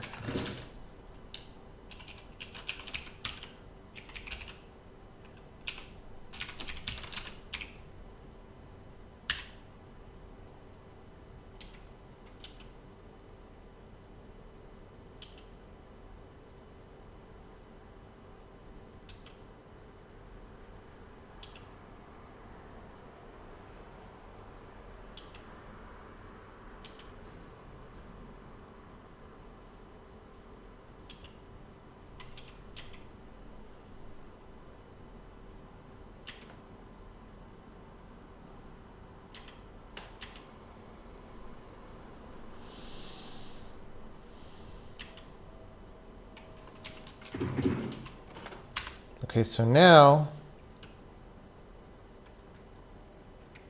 oh, okay, the editor is doing this, by the way.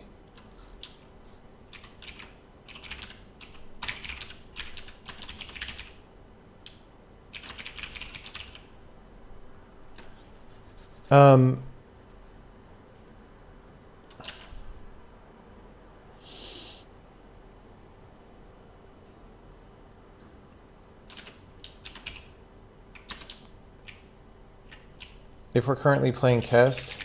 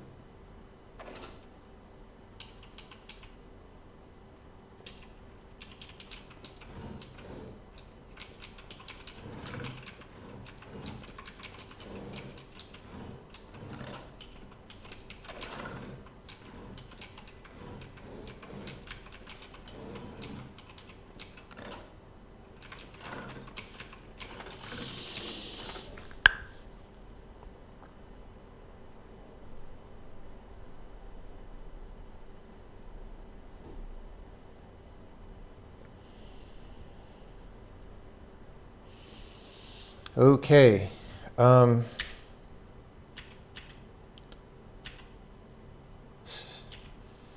It's definitely things we're going to have to fix, but, you know, I'll hand this to the art team and say, hey, it's our first cut.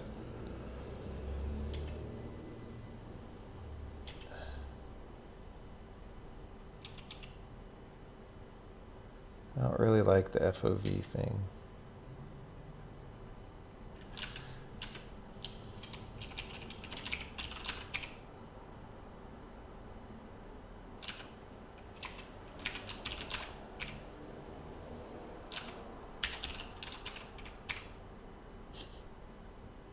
This is weird.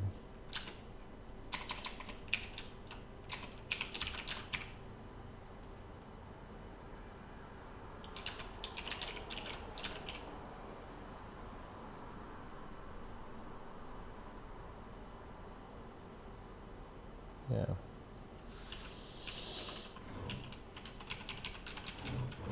Okay, so if I go to one of these levels,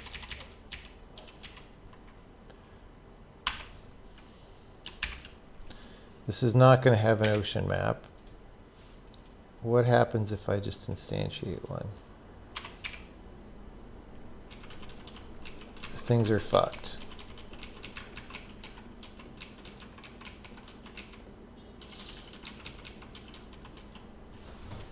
So I need to make that work for people.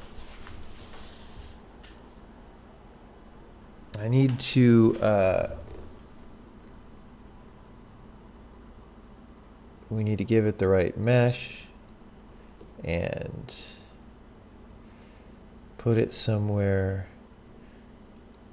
and the level size control situation needs to be handled. And then I can check this in, and then I could send an email about it, and then I could get breakfast for the day.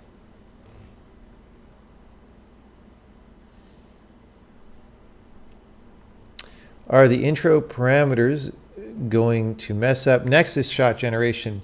Good point. You know what? They would. So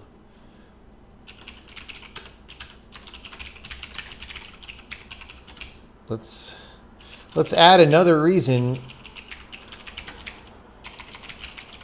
not to do things.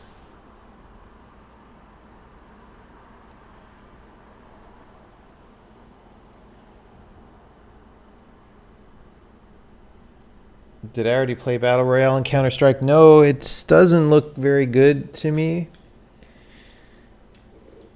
It's just not appealing. I mean, I think Counter-Strike is, what would you call it? It is over the hill and on its way to a slow, painful death at this point.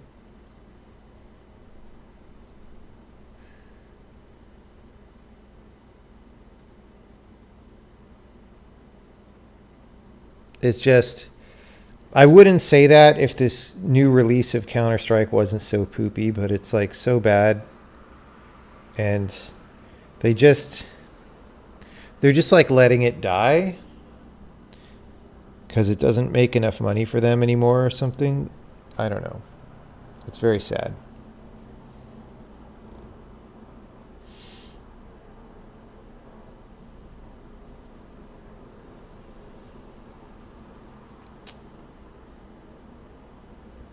I mean, it's funny because the Counter-Strike tournaments are still good and exciting to watch. Like,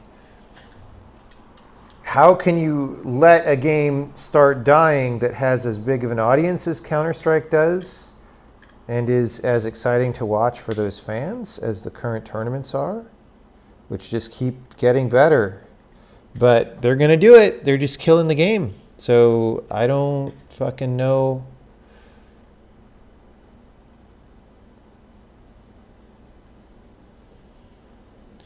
Have you looked at the quality of the update? It feels like an indie game from 2006 in terms of like just the UI and like it's so much being structured around the payments that there's not really a game anymore. It's like Artifact that way. Like Artifact is so structured around the payments that there's not that much of a game there.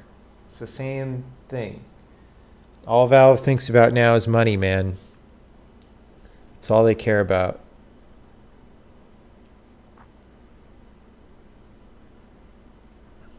Level idea, move an item like a chess piece. Yeah, that would be an interesting mechanic idea, but we're at the point where we can't add any more game mechanic ideas to this particular game because it's just already exploding in terms of the number of ideas that we need to chase down. So that would be a different game, I think.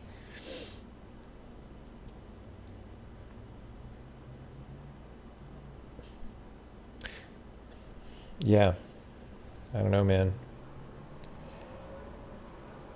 How many games projects do we have in the pipeline? That's classified, but the answer is probably too many, and I will be happy when we ship some of this stuff so that we have less in the pipeline.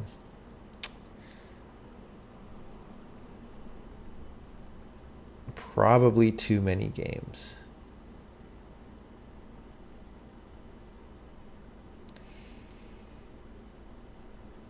All right.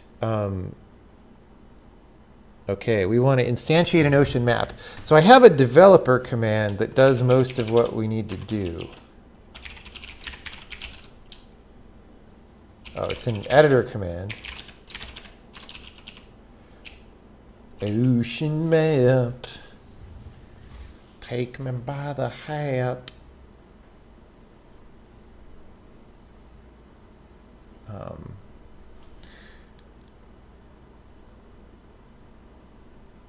If you say instantiate,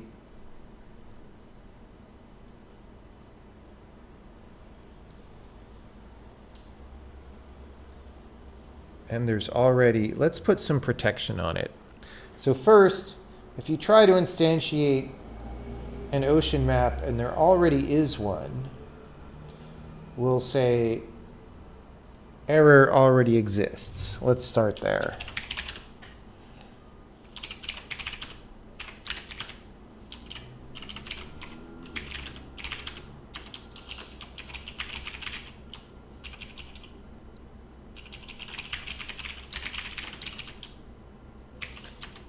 Okay, if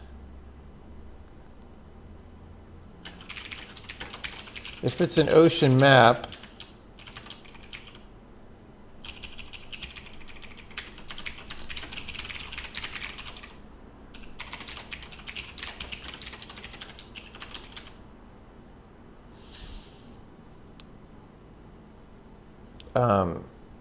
then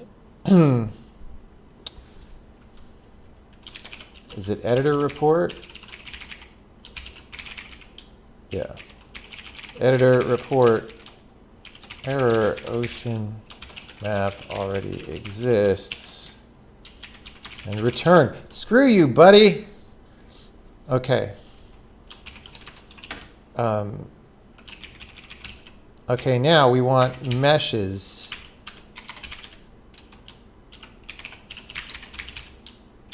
So if it's an ocean map,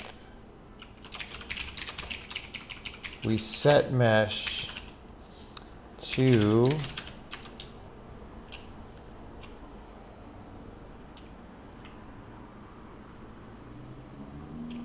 Gizmo Ocean A.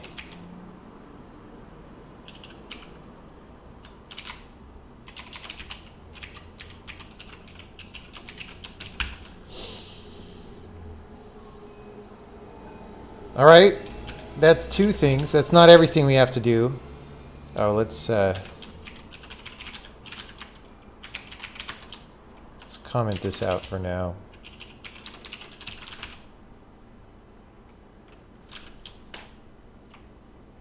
Missing a what? Oh, that's a different, right?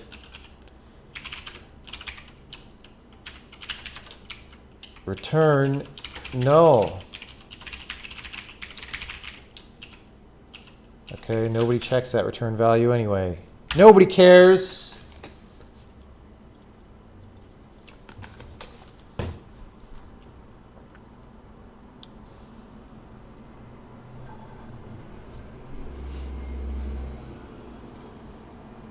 Do we make money, get money from investors? Not currently. We borrowed a little bit of money to finish The Witness, where by a little bit I mean several $1,000,000, on very good terms from someone, and we paid that back.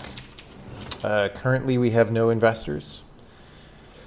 Okay, what the hell was I doing? I was gonna go to, we should start up on Heroes 1-1 now.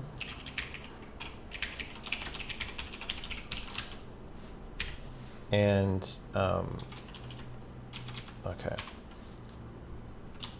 We've got to delete our old ocean map. Let's destroy that shit. Why is my undo panel over? Yeah. All right. Instantiate. All right. Let's make another one. Ocean map already exists. Hey, this one's got a mesh. Okay, this is all good. The thing is,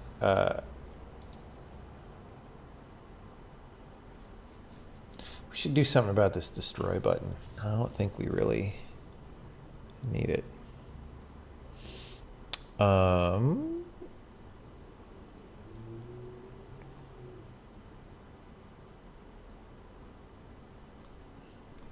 So now we need to size it to the level, because once an ocean map does exist, it contains the information about how big the level is. So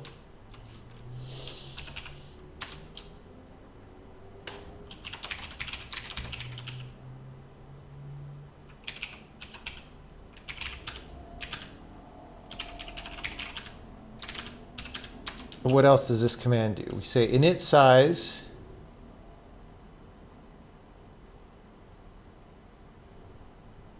Okay.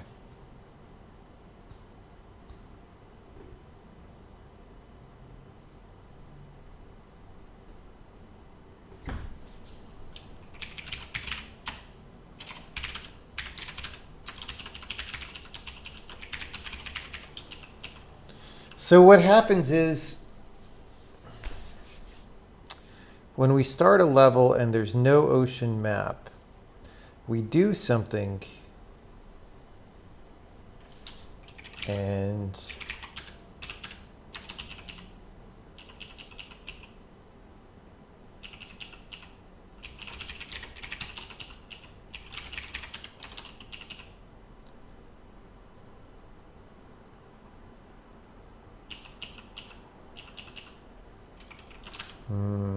where does that get called?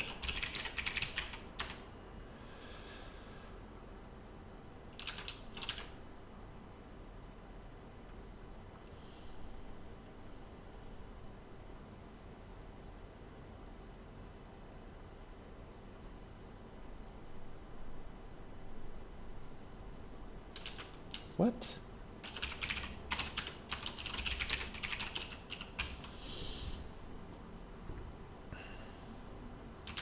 Come on, bro. The world panel. Maybe we're using the one in world panel? Or editor. This is suspicious. It's for load failed.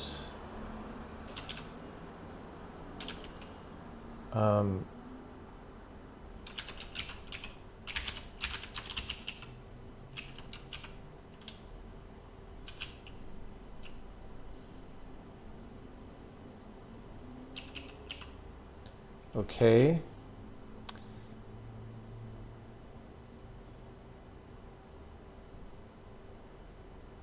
Well, we clearly have a proximity grid here, so this is fine.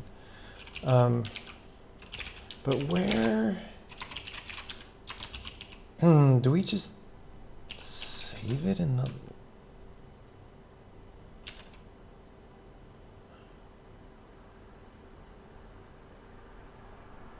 I am really confused.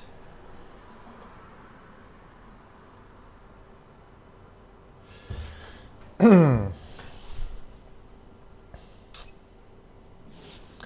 mean, do we have a different...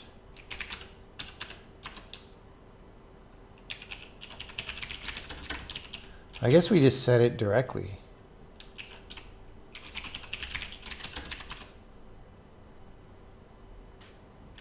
Ocean.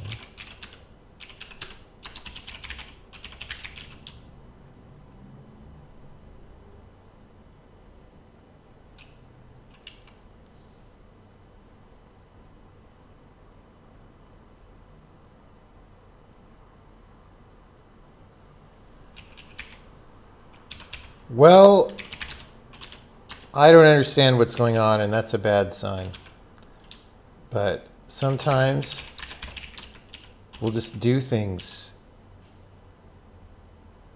Oh, add default ocean map. What?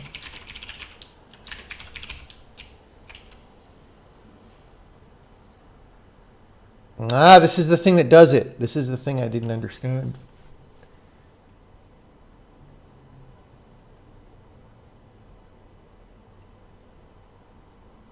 You know what?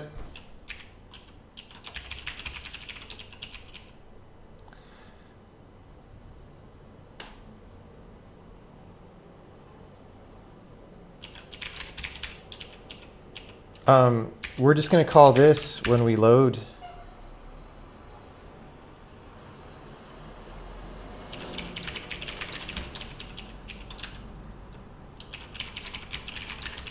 Because why should we make people create ocean maps all the time?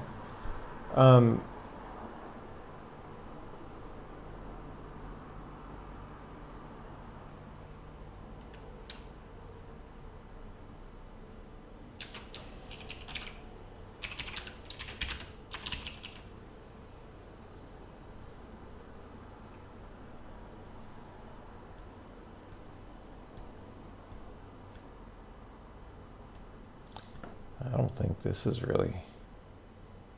Do we even call that anymore?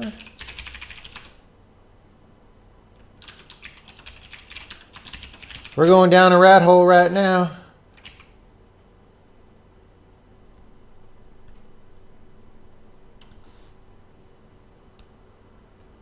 Yep. Yep. Okay. Okay.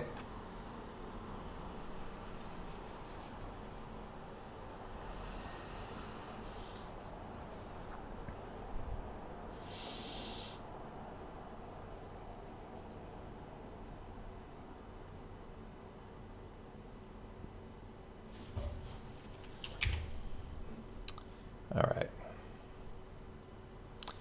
This is like really not a thing right now. Just gonna comment it out.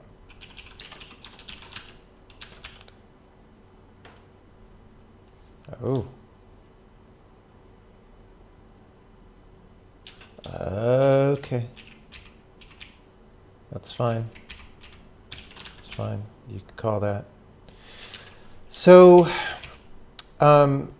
what even was I doing? I was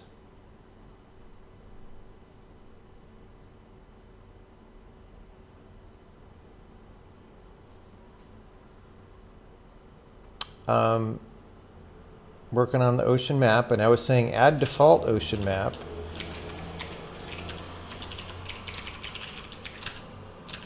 And we seem to be doing that when we save. And I think we just...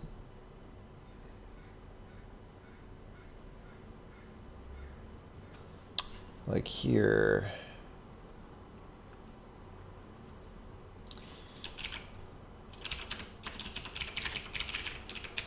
add default camera and sun when we load.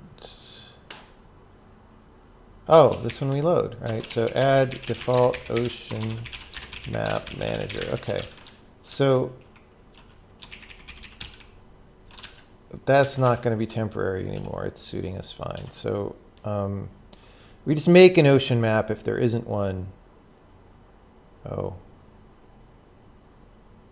This game did not like that. Let's find out why.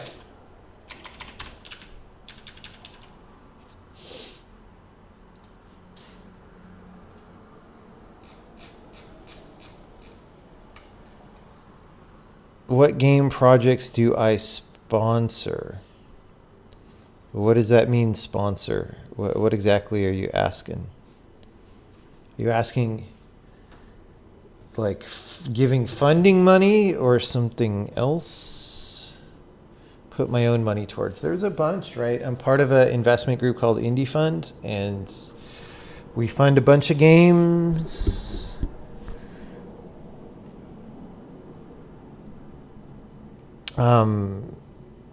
The Indie Fund website probably lists a lot of those. Wow. Okay. No, this is a crash. Okay. All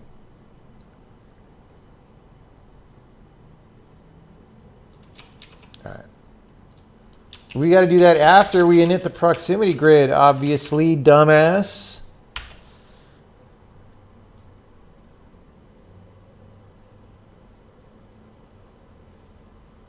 All right, so, okay, this still has our bogus ocean map, I think, that we, okay. Now we load, and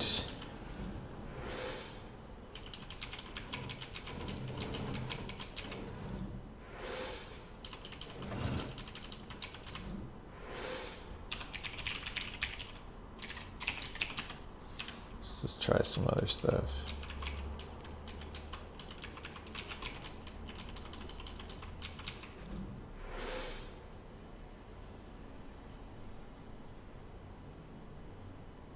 All right.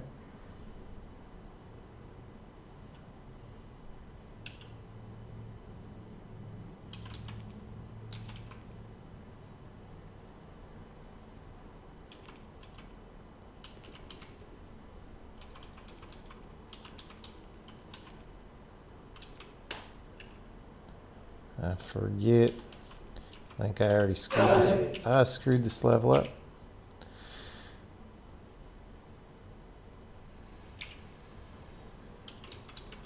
There's probably some other things we need to do, like reset. When I hit reset, it probably should not.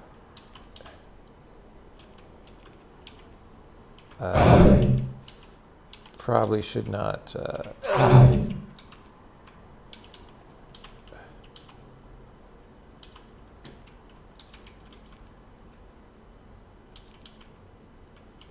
Come on, people.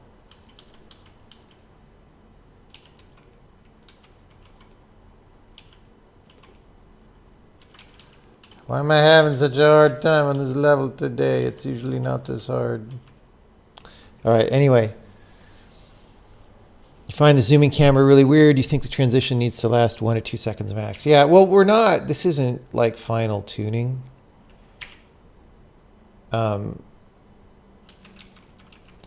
Like, we don't know. We're implementing it technically, right? This is what, like, people seem to... Like, the technical implementation is a separate phase from the aesthetic tuning of something, right? Keep that in mind. It's very important to keep that in mind.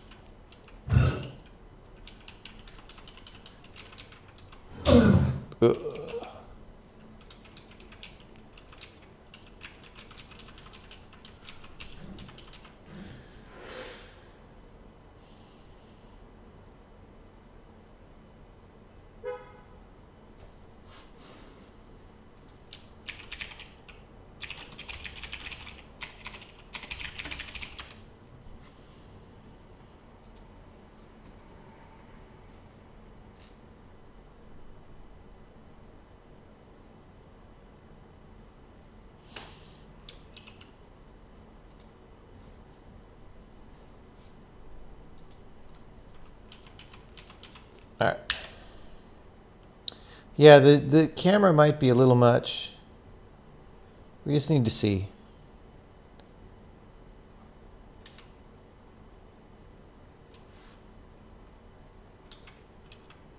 I'm not sure. Like when things are new, it's just hard to judge them aesthetically sometimes. Because you don't see the full scope of how it feels like having played it through the whole game.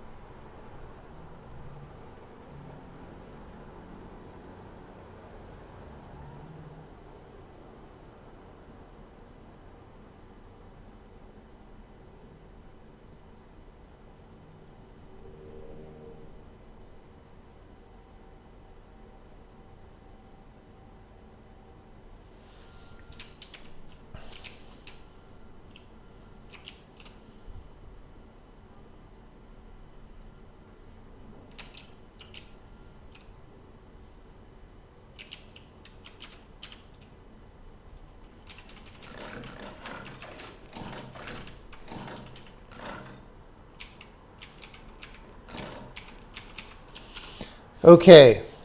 Oh,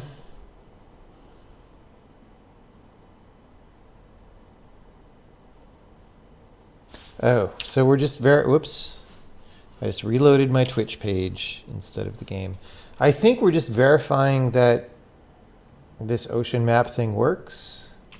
Like, do I have one? Yes. Do I have one? Yep. So the whole reason I did that is just so people could edit these. Okay, so now I'll write the email. Well, now I'll check it in.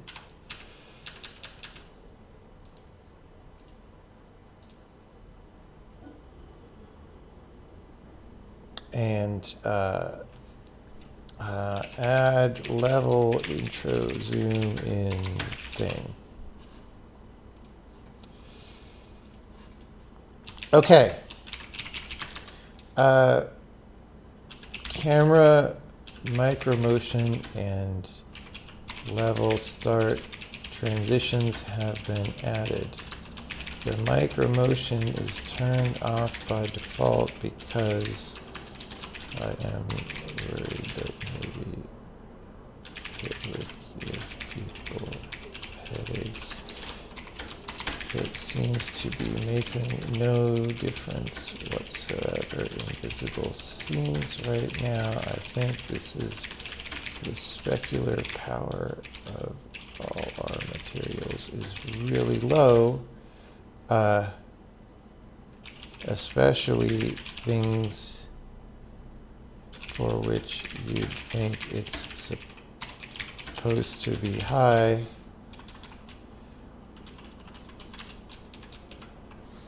Like the crystals. When a player pushes a crystal and it tilts, the reflections barely changed at all, which is not what I'd expect. So if they barely change under an angular rotation like that, I would expect micro motion not to do anything anyway. I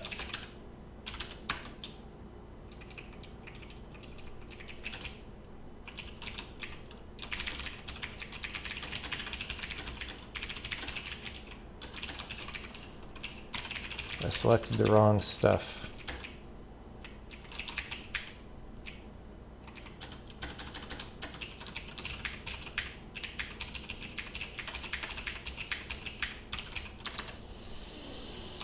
As you can see, it starts disabled, but you can enable it and then turn the radius and or speed way up in order to convince yourself it works.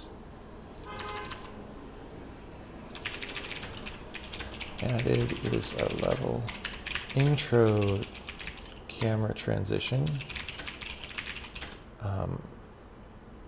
This is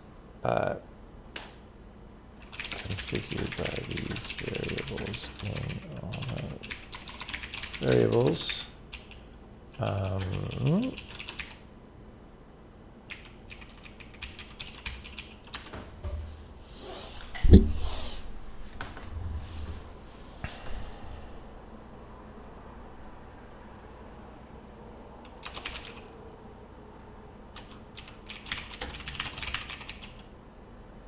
Controls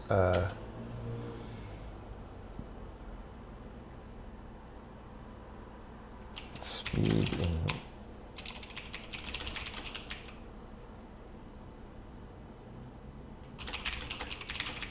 a lower power, meaning that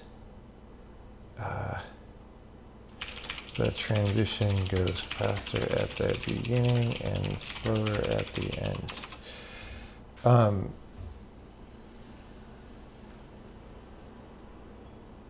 The programming for this feature supports both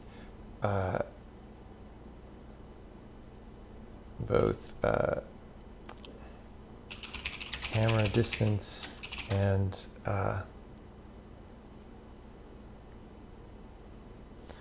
FOV transitions, but I didn't really like the FOV thing, so I set it to 0. Feels better to me to have the camera just linearly move, but it's something we can experiment with. In addition to these global settings,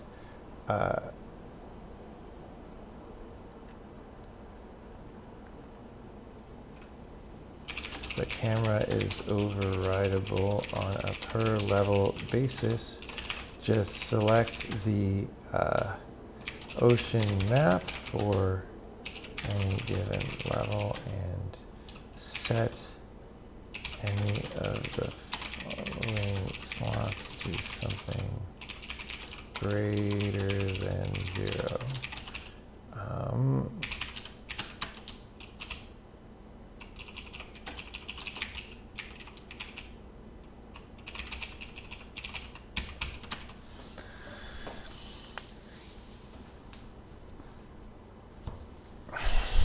Of course, lots of levels have obvious issues due to the transition. I left the camera transition pretty big right now because I don't quite know how to tune it. It feels interesting a lot of the time. We can make it smaller if we feel like the current settings are too much work, or if we just want more subtlety. Okay.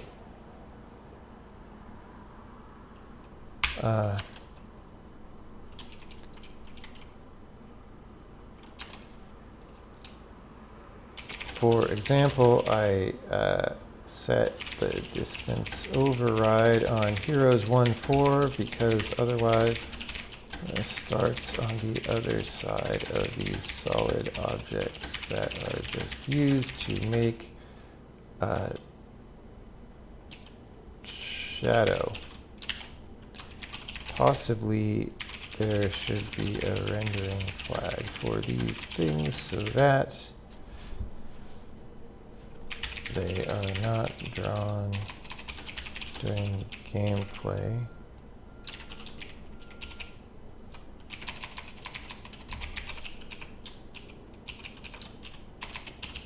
We are feeding them to the renderer every frame.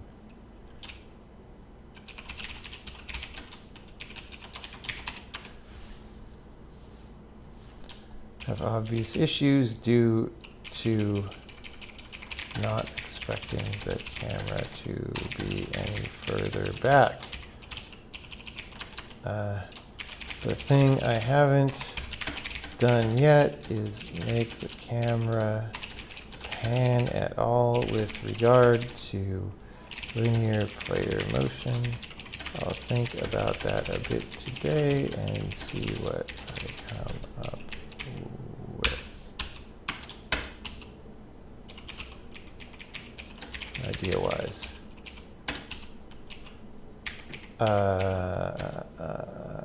Responding to linear player motion probably makes more sense than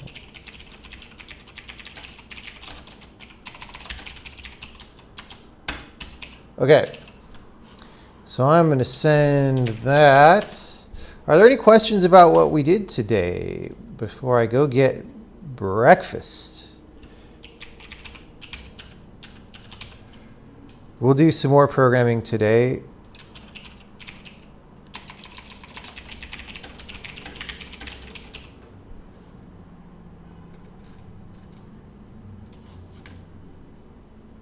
I have sent that email off.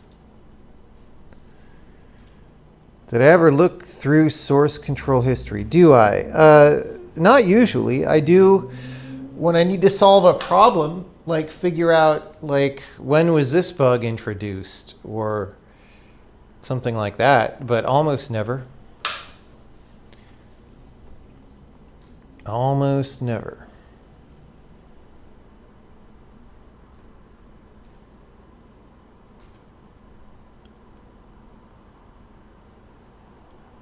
Why would camera motion need a radius? Well, if you want to go look at the VOD, you'll see what that radius is for. I started the stream with a different feature than this one that we did most recently.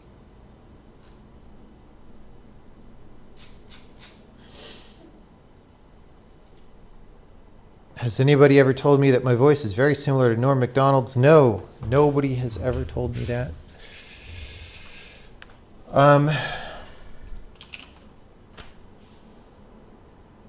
All right. When using tprint, how do you work out the length? Do you have a static sized buffer and then copy into a smaller one? Okay, so there's a thing called String Builder, which we have a module for, right? And it's sort of this bucketed thing. It has 16K buckets and will allocate as many as you need. So we put a string into this, and then we copy it. Most of the time, we just have an initial buffer, but sometimes you need more if it's a really, really long thing. Is the language feature complete? No, it is not feature complete. When will it be released? When it's done.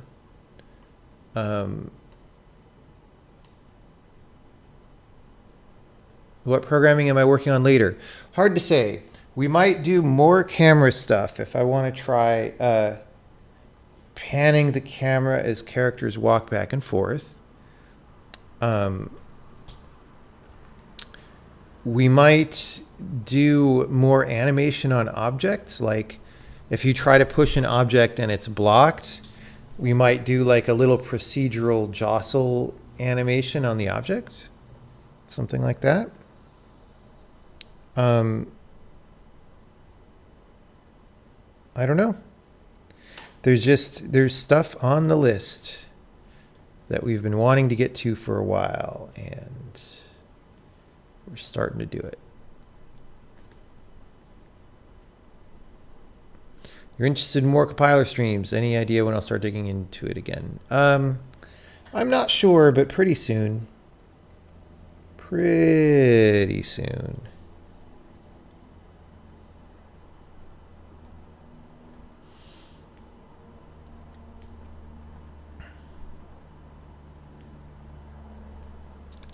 Buckets are useless, are they not? Like they are only useful to memory size and cycle sync? What are you talking about? You need to have memory to put the string into. That's what those buckets are. They're memory to put the string into.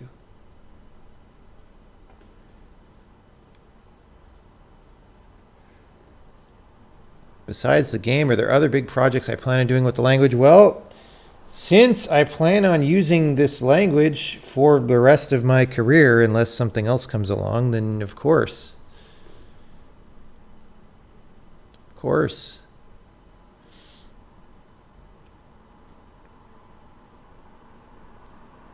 Do I know when I'll be back streaming? Not sure. I'm just going to take a break, have some lunch, start up again a bit later. Not too long, a couple hours at most, but maybe less. Maybe less. All right. Let's see if there's some game development stream that we could raid.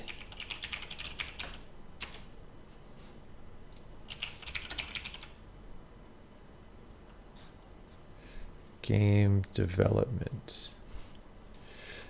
What is going on? Star Citizen. That doesn't look like development. Scripting a new boss for a quest. That looks like development. Why is all this Star Citizen stuff happening?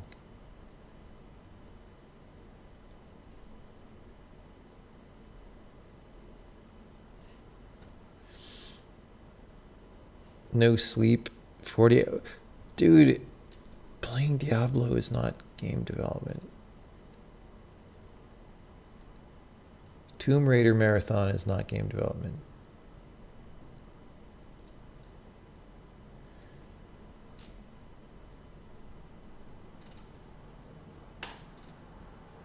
Casey is starting in 45 minutes.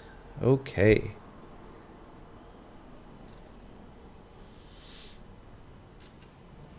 There sure is a lot of not game development happening.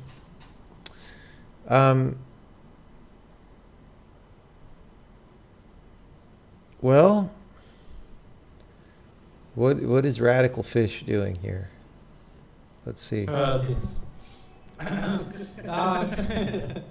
Right. Anything else? I will slowly start opening all the documents that we need for today's work. Come on, you promised me something radical. All right, guys. Your quest documents. This really should be radical.